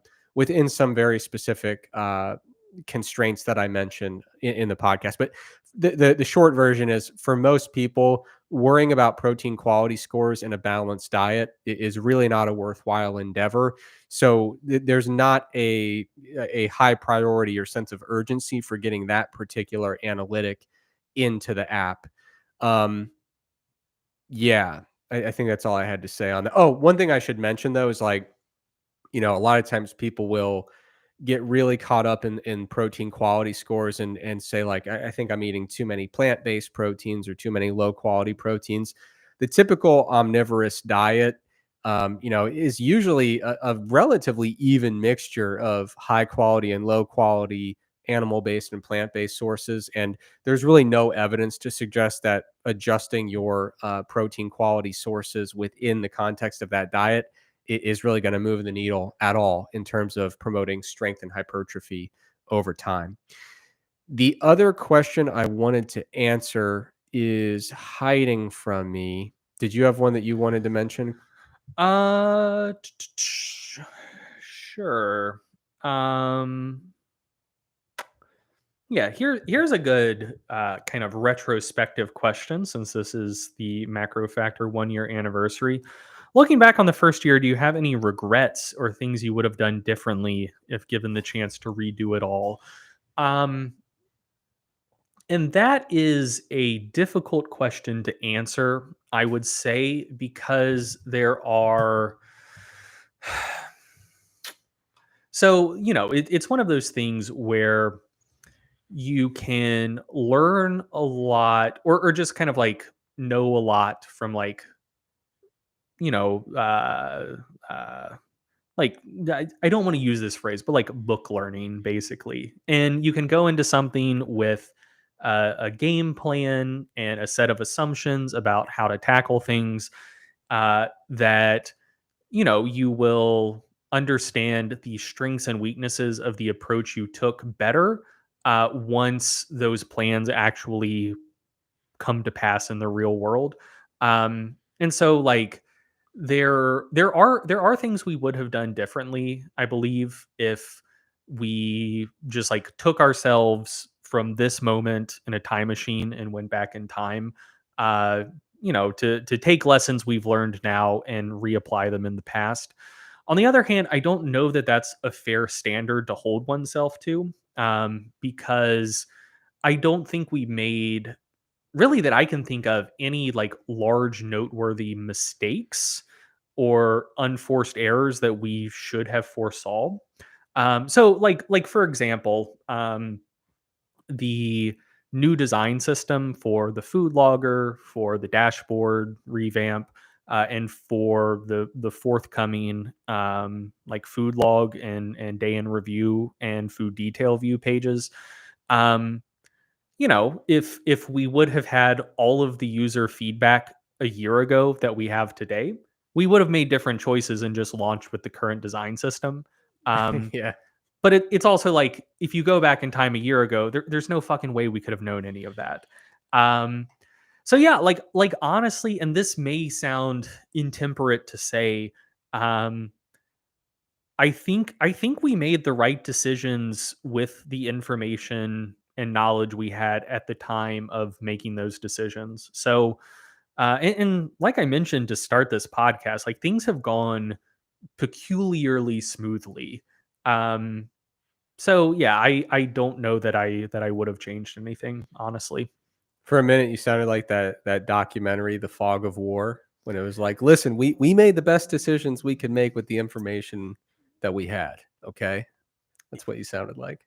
Is that like a Iraq War documentary? I think it was McNamara. McNamara. Okay, Yeah, okay, but anyway, just an aside there. No, I the way I like to view this kind of thing is, I mean, like you said, we've had this super active development roadmap where we are constantly making updates and changes and improvements. And so, of course, you can't look back and say, oh, day one, that's exactly how it was supposed to be. We would never change a thing. Like, just the fact that we are so actively continuing to take feedback and incorporate it, of course, yeah, like we have learned a lot in the first year, and it's all been very productive and constructive learning opportunities. But I think the most straightforward way to look at a question like that is like, if you could just hit the reset button and start over, would you take that opportunity and just start fresh completely differently? Because I don't like to view like individual decisions in a vacuum, because I, yeah. I just don't think that's a realistic way to view them. Well, I mean, like an alternate question that I've been asked is kind of like an icebreaker in like certain events over time is like if you could go back and like correct one mistake you've made, like what would it be? And like I've certainly fucked up and made plenty of mistakes in my life, but it's also like I don't know, man, shit's going pretty well. So Yeah. overall I'm content. And if I would have made some other decision, maybe, you know, fucking butterfly wings and chaos theory and all that shit. Like who knows? Like maybe I would have wound up in a worse place overall. And that's, you know, that's kind of how I feel about this question. Yeah. Like, you know, I wouldn't say that 100% of like if, like I said, if we had a time machine and could go back knowing what we know now, we would have made some different decisions. But also, like, things are going great, and who knows if things would have turned out differently if we took a different approach. So yeah, Yeah. I mean, I just totally cut you off, and I apologize for that. it's okay. It's why we have a rigid hierarchy in terms of hosting and co-hosting. But I would, yeah, to kind of look at this from a different perspective, I would go back and just say, like, you know, when it comes to regrets, it's like on day one, did we know everything? Of course not, because that's not feasible when you're trying a new thing, starting a new project. But year one, in terms of uh, the work that Lindsay and Corey and Rebecca have done, in terms of the way the app has changed over time, in terms of the remarkable support from users. Uh, I mean, I wouldn't change a thing because I've just been, it's exceeded my expectations in every single area that I just mentioned. So yeah, I mean, we didn't know everything on day one, but year one has been, I just have a lot of gratitude because I think it's gone exceptionally well. And I'm super thankful for that, both for the people within our team and also just the users out there, everyone who has been part of this process, everyone who has contributed to the macro factor communities, provided feedback, supported us by using the app. Yeah, it's been a really incredible year. Yeah. Um, big change of pace. Levy's Fit asks, anything evidence based about hair loss, growing hair, preserving hair, etc. And I mostly wanted to answer this because I apologize, Levy's Fit, but we are the worst people you could have possibly asked this question to. Um, I think I speak for both of us when I say we are both not only perfectly content with hair loss, but at least for me, I actively embrace it and look forward to it. I like to have the most minimal personal care and grooming system possible. Like if you go back and look at like the podcast archive, you'll notice I average about 3 haircuts per year, which is just because, like, I don't wanna deal with my hair, and I don't mind how it looks when it's short. I don't mind how it looks when it gets longer.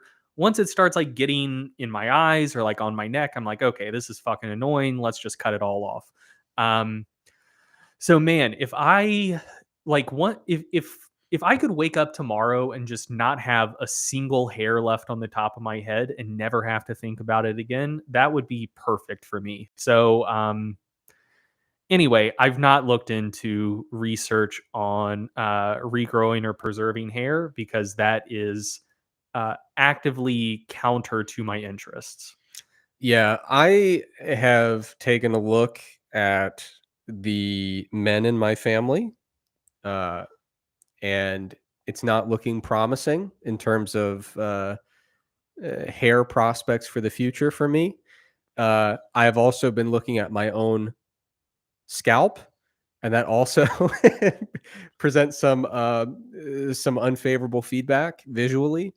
So yeah, I have resigned myself to being a person who has what is unfortunately a you know yeah it only affects a small percentage of men, between a third and a half, I think. But I do believe that I am deep in the throes of androgenic alopecia.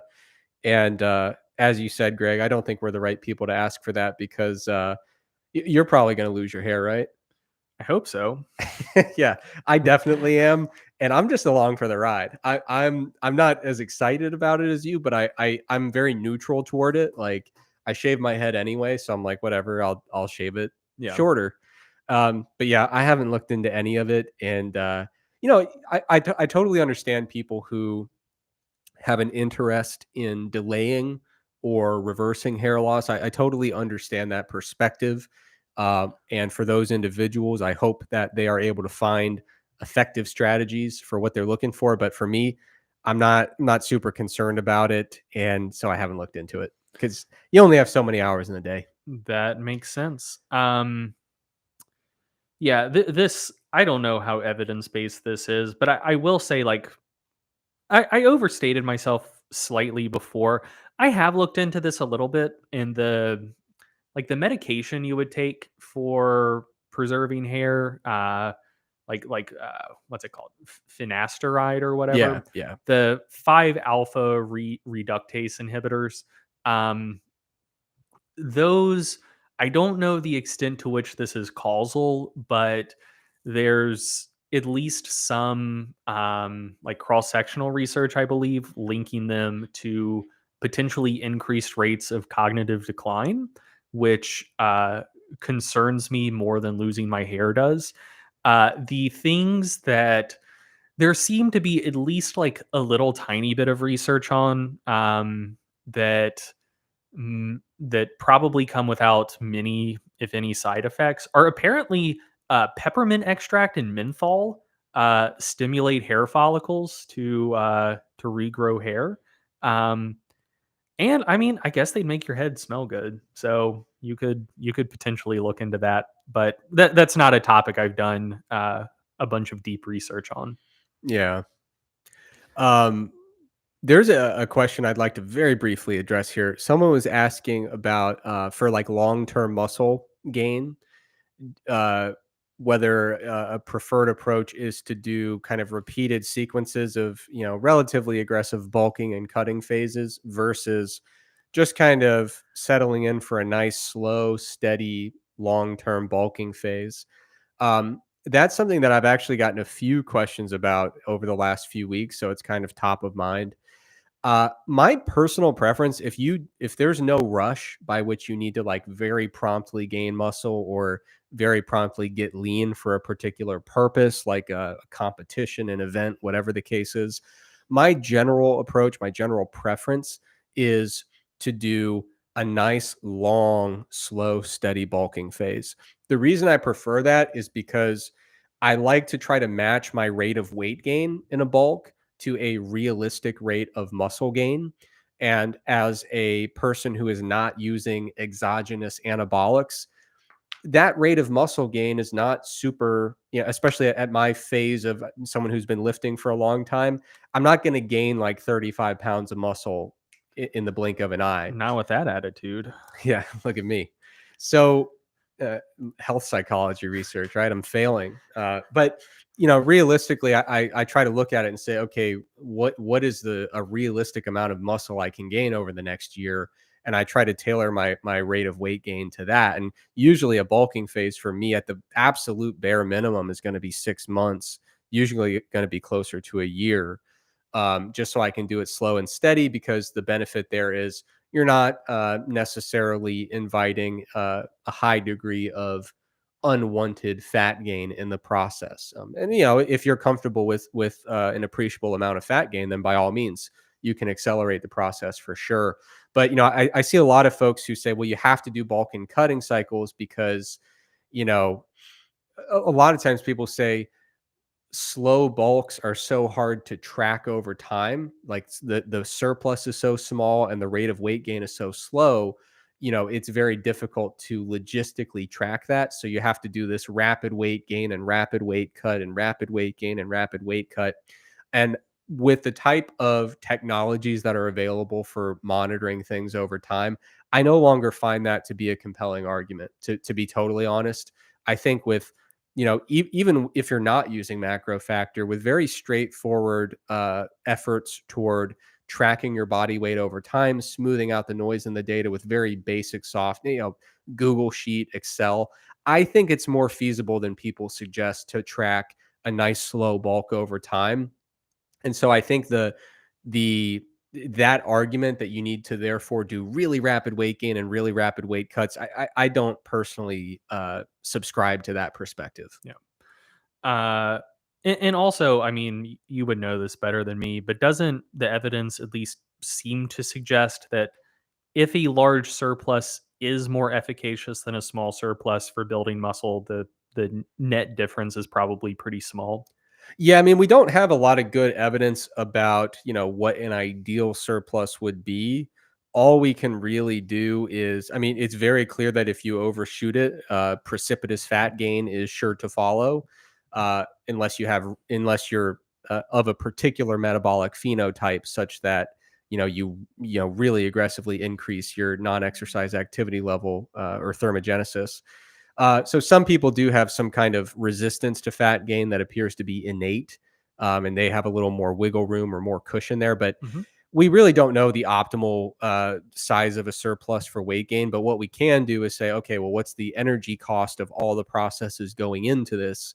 And based on those energy costs, it looks like you probably don't need a particularly large caloric surplus to maximize or nearly maximize the benefits of being in a surplus Yeah. for hypertrophy.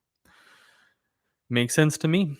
All right, let's see. So Adam Conrad has a question about like adding RDAs for micronutrients into the app. Adam, once this is done, go back and listen to the start of this live Q&A. I addressed a question related to that, but in short, that is definitely in the plans for this upcoming year. Um, Brooks Swinnerton asks, what sort of recovery window should you aim for between workout days for maximum hypertrophy? And my answer to that is that it is very, very contingent on what the details of those workouts look like. And you can make a lot of recovery windows work for you, depending on what your training looks like. So, if you want to go for a higher frequency approach where you're training a particular muscle group with maybe only 48 hours between sessions, like, if you wanted to hit back Monday, Wednesday, and Friday, um, generally that's going to necessitate lower per session volumes. And at least for one or two of those sessions, you can still stimulate the muscles, but you probably want to not push them quite as hard so there's adequate time to recover. So, probably not training to failure in all of those sessions. And, like um, you have to kind of go into the gym with a well-defined plan and a bit of a limiter. So if you're the type of person who your approach to hypertrophy training is say like, hey, these are the muscle groups I'm training in this workout, and I'm just gonna fucking clobber them in this session. Uh, you probably won't be able to get away with 24, 48 hours between sessions of training that muscle group. That would probably be more amenable to a training frequency of once or twice per week, with maybe up to a week of recovery between workouts for a particular muscle, or at least 72 to 96 hours.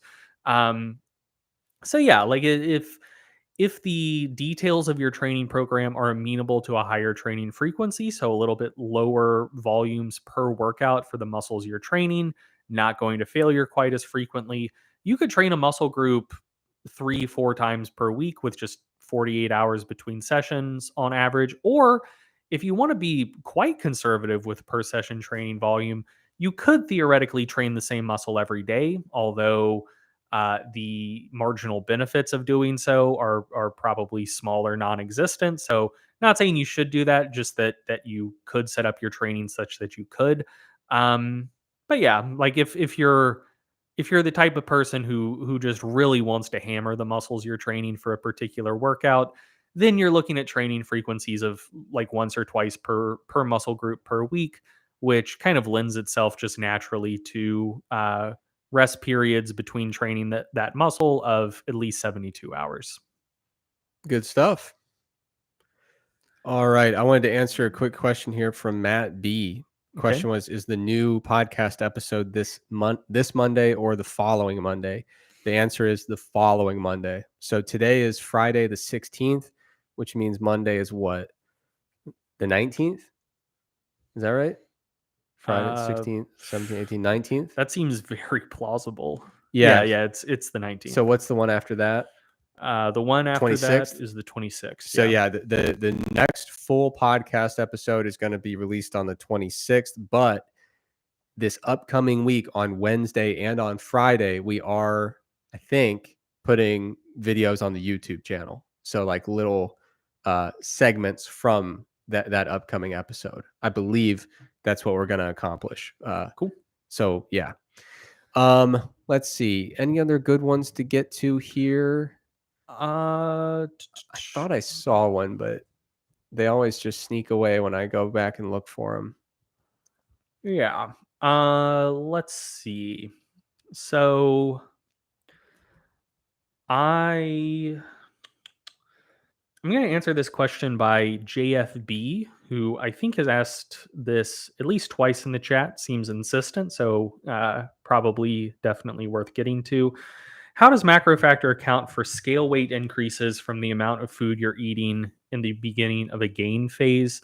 So I'm going to put a link in the chat from the MacroFactor knowledge base that should help clarify this. But essentially, the weight trending approach we use is back looking and also doesn't price in gains in weight like automatically. Essentially, so if you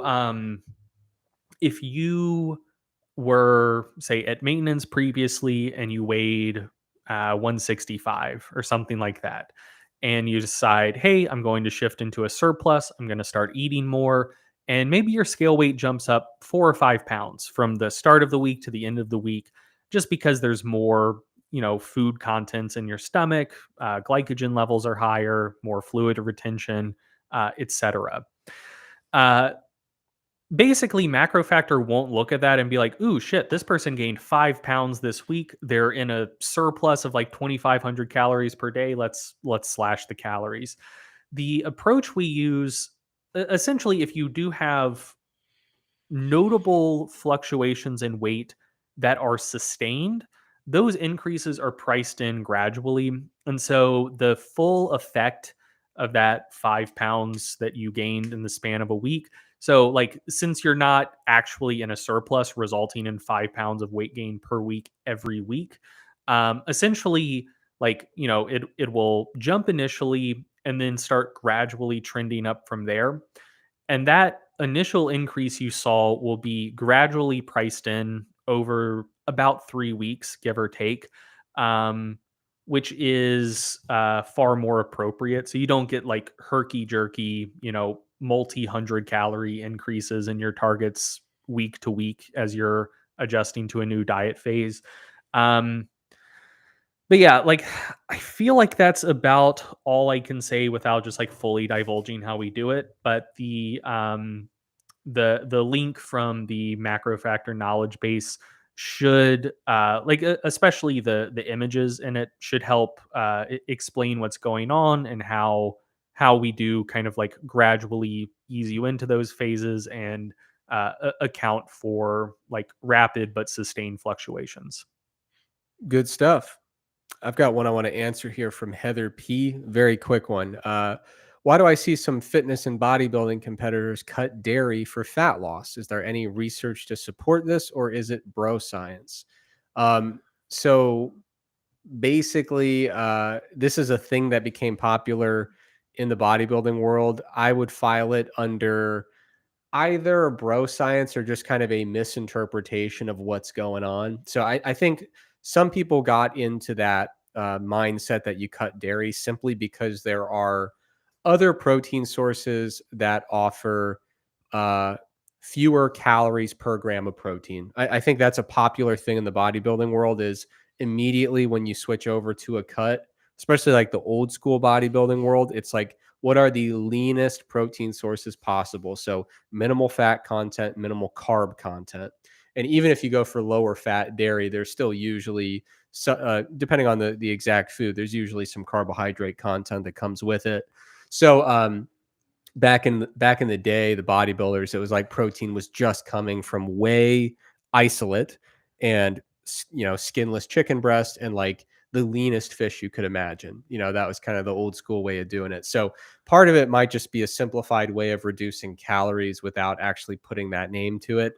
Other folks, I do suspect, might have minor intolerances to dairy, and just have some bloating that occurs when they consume dairy. And so I think folks might have noticed that when they cut dairy, that bloating goes away acutely, and they say, "Oh wow, I look, leaner and I feel better, etc." So this is how I'm going to cut from now on. So I think it's largely an issue of just misattributing what role dairy is really having in terms of acutely inducing some bloating in susceptible individuals, not in everybody. And then also just kind of the extra calories that come with dairy sources of protein. So there's absolutely no research to indicate that you need to cut dairy for fat loss. It absolutely can stay in there and support very, very effective fat loss progress as you go. There was one other one here. Oh, can we do one about deloads? Sure. So someone asked there were actually a couple different questions about deloads, which is why I wanted to address it. Leslie Wong asked the most open-ended version, which is, how do you guys like to approach deloads? And so there are a couple ways that I like to do it. I've experimented with a few different ways over the years. Back in the day, I would keep my volume relatively similar, but just drop my loads to like half or like 60% of what I used to do. That was fine, but I felt it was tedious and annoying. I didn't really enjoy it because I was like, I'm in the gym just as long. I'm just not enjoying it, having fun. So then I started saying, well, whatever. I'm going to keep the intensity a little bit higher than that, but really dramatically cut the volume. And I would cut the volume down to like, way less than half, maybe even a third or a quarter of what I usually do. So I'd go in, and it's not like I'm doing like super heavy stuff, but heavy enough to keep it interesting, but just slashing my volume really precipitously. And in many cases, combining my workouts. So instead of going to the gym 5 days that week, I only have to drive over 3 days a week or something like that. Nowadays, I honestly have a tendency to just let life handle deloads for me. And what I mean by that is I know that some people are gonna criticize me mercilessly for this. I don't really like to train when I travel unless I'm traveling for like a fitness conference and it's like an event for everyone to train together. If I'm going on a vacation and it's like, oh, I want to go like ski, I don't want to say, well, we got to find a mountain near a gym or, drive through 20 minutes of mountains to go find a gym because I got to go do a workout. I prefer to just let my deloads fall when I simply cannot get to the gym or don't want to get to the gym for a week. And I'll generally just take a week off, or if I feel really compelled to, I might do some really light stuff, push-ups, bands, little, pistol squats, stuff I can do with body weight or minimal equipment. But over the years, as my goals have changed and my just general intensity level toward training has changed, I've taken a much more laid back approach and just said, like, when a good time to take a deload is like when I have a vacation or if I'm sick. And I found that the more that I train for like physique focused purposes, it's if you're training for like a powerlifting competition, you might have to you might feel compelled to get a little bit more serious with how you arrange a deload. But if you're just like generally training to be overall healthy, fit, and have like, a physique that suits your goals, in that case, like you probably don't need more than maybe a few deloads a year. And you might get sick once or twice. You might be out of town once or twice. And so for me, deloads have just become something that occurs rather than something I have to proactively implement. Yeah, it's funny you say that. That's exactly where I'm at as well. Yeah, either for like instances where going to the gym would just be very inconvenient, like if we're traveling, if we're seeing family, whatever. Um, or just like, I mean, you know this about me. During my most busy writing week for mass every month, I just don't go to the gym because I'm working from when I wake up to when I go to sleep, and going to the gym would just mean less sleep, and my sleep is precious during those times. So Yeah. yeah, my life just carves out a week every month to deload regardless. So yeah, that's how I approach it these days. Historically, I gotta say I've never really been one for deloads. Um, I always at least thought that it was something that I should do, but it was also the type of thing where I would just sort of like on a workout to workout basis let how I was feeling and how I was performing dictate how I would train. So essentially, like if I was in need of a deload, uh, which I would figure out after the fact, I would go into the gym still planning on lifting heavy and getting my volume in and whatnot. And then I'd start warming up, I'd start putting weight on the bar, and like the weights just wouldn't be moving the way they were supposed to. And I got pretty good at just realizing, like, nope, today's not my day. And so not pushing the heavy stuff quite as heavy as I typically would.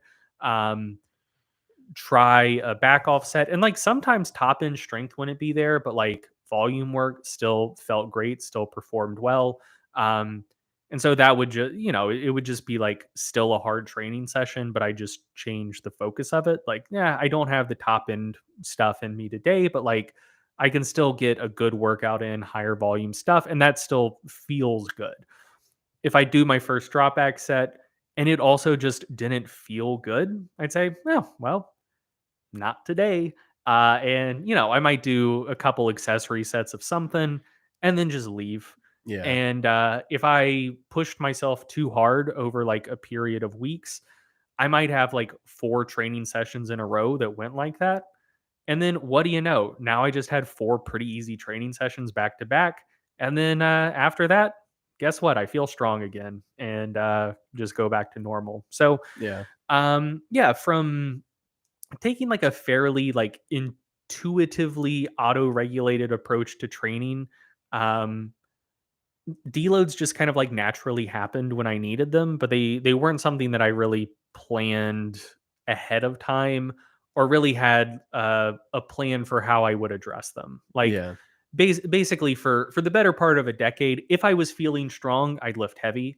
If I wasn't feeling strong, but the reps were still there, felt productive, then I'd still train hard, but just lighter. Um, and if that didn't feel good too, it's an easy day and just roll with the punches. Yeah.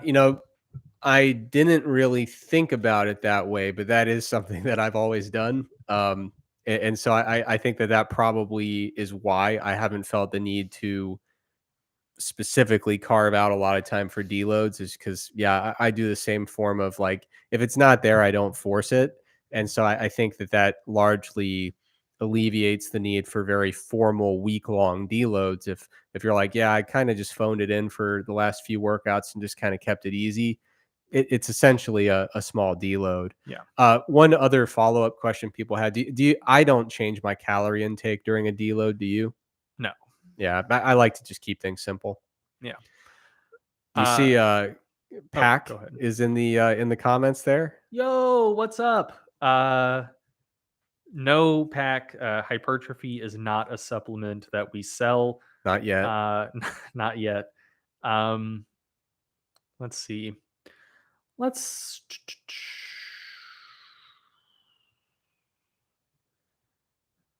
Uh,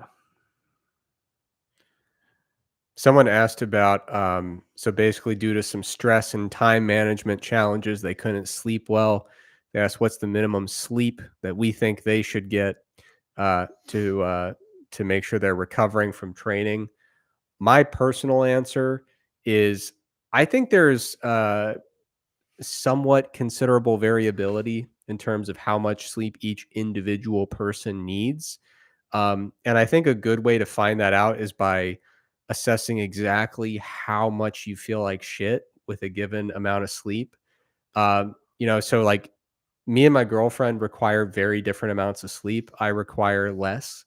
I don't frame that as like a virtue. Like sometimes people are like, "Oh, sleeping a lot is not good," but like then other times people act like sleeping too little is like you're shortchanging yourself and cutting corners. Like I think a good way to determine how much sleep you need is to try to be as objective and possible and be honest with yourself and figure out like how much sleep do you need to really feel like you're at your best, not just physically but also cognitively. For me, it's 7 hours. If I increase from 7 to 8, I don't really notice too much from that. If I drop from 7 to 6, I feel it in a big way. I am useless if I get only 6 hours of sleep for a continuous period of time. Yeah, so the thing about poor sleep is the effects are cumulative. I do think people have a tendency to overly catastrophize one night of either short sleep or poor quality sleep.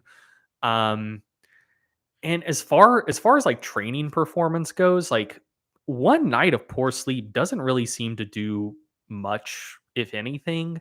Um, but then like a week of consistently poor or shortened sleep certainly can add up and have deleterious effects. So yeah, I think that a lot of it is just kind of a matter, like you said, of just assessing on a personal level where you feel fine and where you perform well.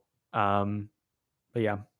Also, one thing I should add is that there are sleep. It's very tempting to reduce it down to a single integer. 5 hours, 6 hours, 7 hours, 8 hours.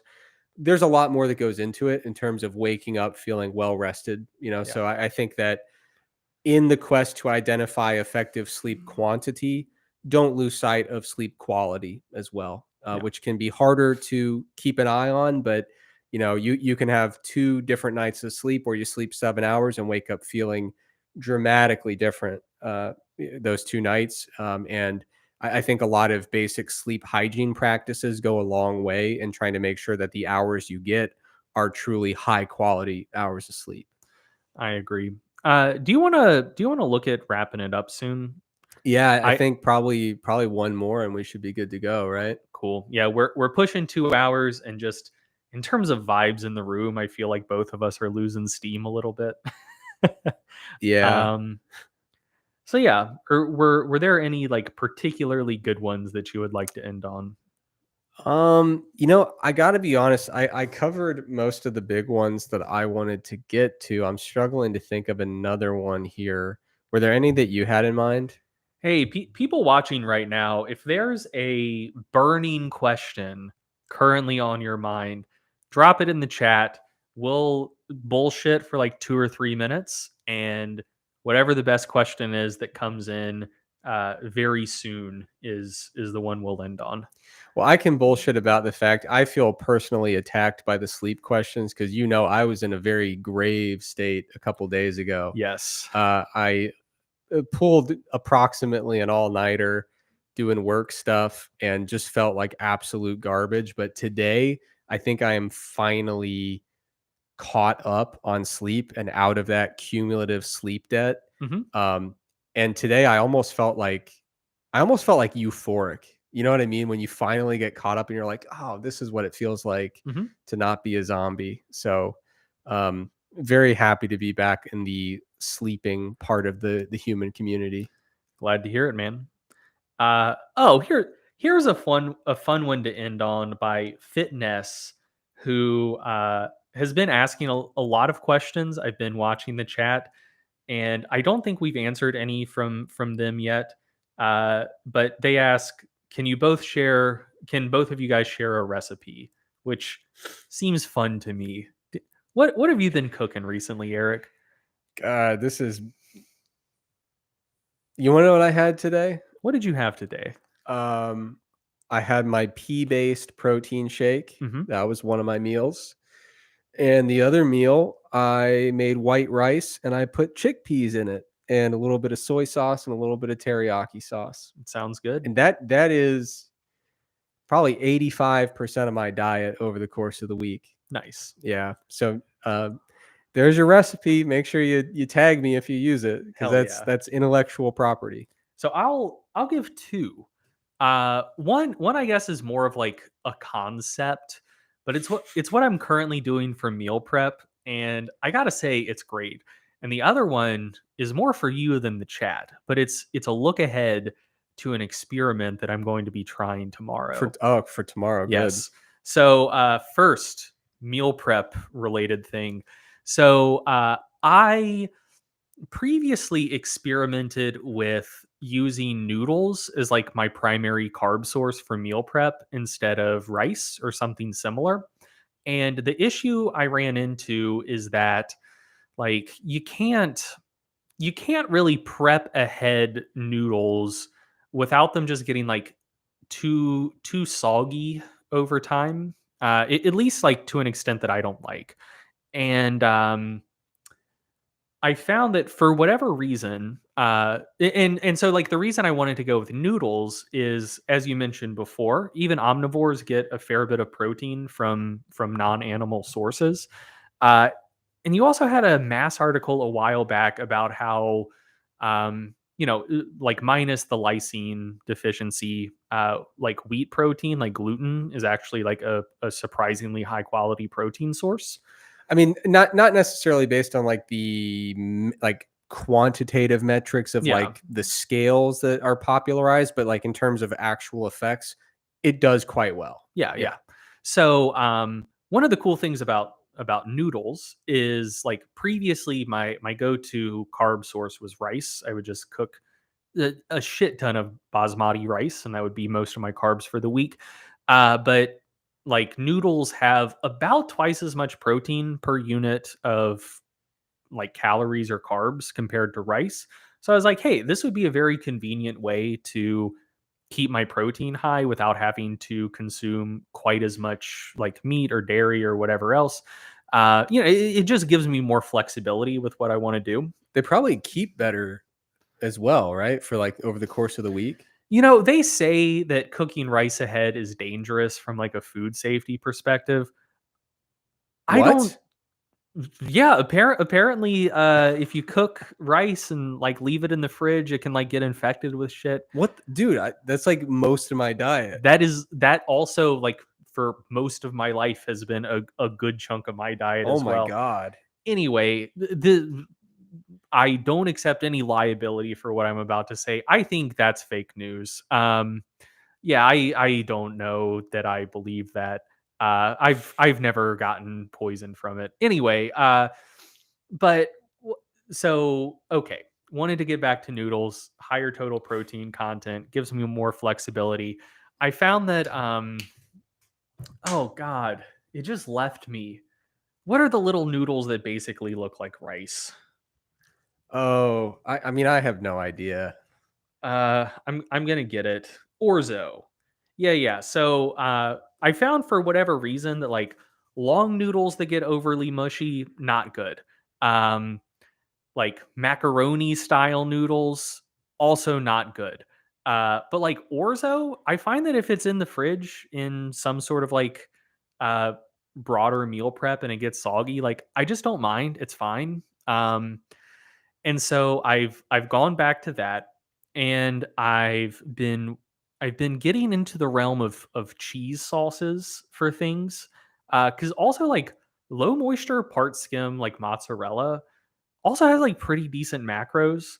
And so my previous meal prep was absolutely incredible. So it was 3 pounds of orzo, about 6 pounds of chicken thighs, uh, 24 ounces of tomato paste, an enormous amount of onions, an enormous amount of garlic. And so, like, I started the chicken in a pan. I ground it, started it in a pan, let some of the fat render out, put in like 6 pounds of onions, let them sweat all the way down, threw some garlic in, then hit it with the tomato paste, a lot of salt, a lot of MSG. Like let that cook until the tomato paste started caramelizing, picking up a little bit of color, kind of the raw taste or like raw smell getting away from it, and then just adding water until it was a little bit thinner than I wanted. And then I had 2 pounds of low moisture part skim mozzarella that I shredded. And then once that whole mixture came up to a simmer, just turn off the heat so that the cheese doesn't like overcook and start separating out. Put all of the cheese in there, mix it until it's fully combined, and at that point, you basically just have like a very protein rich like cheese sauce. which is fucking incredible.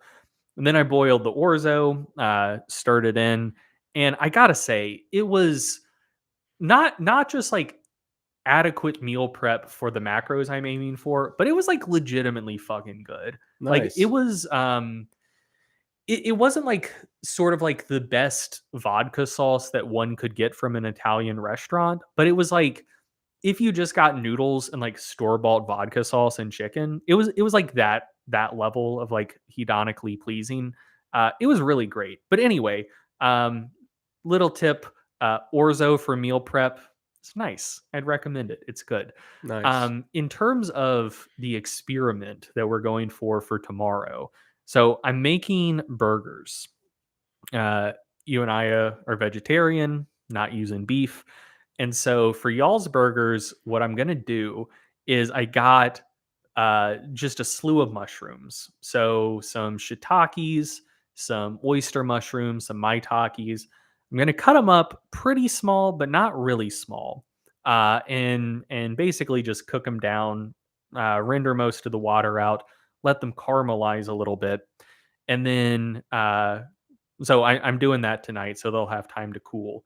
And then for the burgers themselves, I'm gonna toss in some dashi, a little bit of soy sauce, some liquid smoke, maybe, um, and an egg, and then just like however much either flour or breadcrumbs. I'm not totally sure yet which way I want to go, but just enough to hold it together.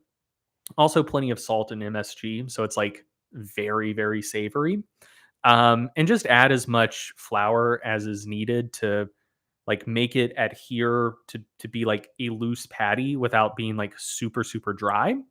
um and then yeah, just sear it up good.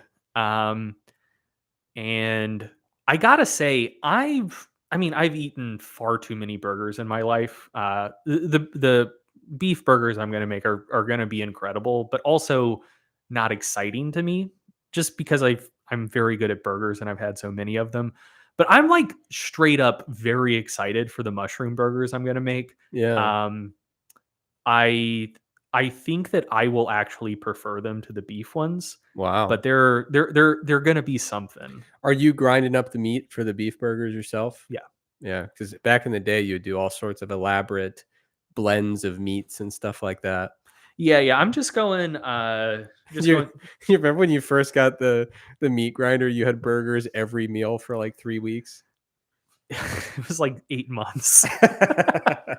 uh but yeah, yeah. So I'm just going short rib, Cool. but yeah, Yeah. should be nice. Well, I'm excited, man. I appreciate all the thought and effort going into the vegetarian accommodation there, No problem. and I'm very excited to taste that. It sounds like it's gonna be awesome. Sweet. All right. Wrap this up. Yeah, let's do it. Um, so once again, everyone, thank you so much for joining us live on a Friday night, starting your weekend. Joining us for this 1 year anniversary celebration of Macro Factor. And thanks to everyone for your support over the last year. As Greg and I have said multiple times, year one of this big experiment with Macro Factor has totally exceeded our expectations. The support from all of you has been absolutely phenomenal. We couldn't possibly be more grateful or appreciative for that support. So, thank you so much for that over the last year. Thanks for joining us tonight. And hopefully, we'll see you in exactly 1 year for the second anniversary. Also, before we wrap up, I just want to make sure that everyone behind the scenes also gets the credit they deserve. Eric and I are the people in front of the camera, but I mean, we absolutely couldn't have done this without the developers, Corey and Rebecca. It cannot be overstated how fucking good they are and how hard they've been working this entire year. Like the just straight up, without them, the app doesn't exist. Um, Also, not trying to score brownie points, but also couldn't have done this without Lindsay, my wife. She is the silent fifth member of the team who actually just created a Reddit account today to post the annual report in the subreddit. But yeah, she's not around publicly in the groups, but she does a tremendous amount behind the scenes as far as design goes, marketing, managing the email list, making sure that when Eric and I write articles that are entirely too long, that they are appropriately edited and the images look good. And yeah, I mean, she rocks. Also, like none of this would be happening without her.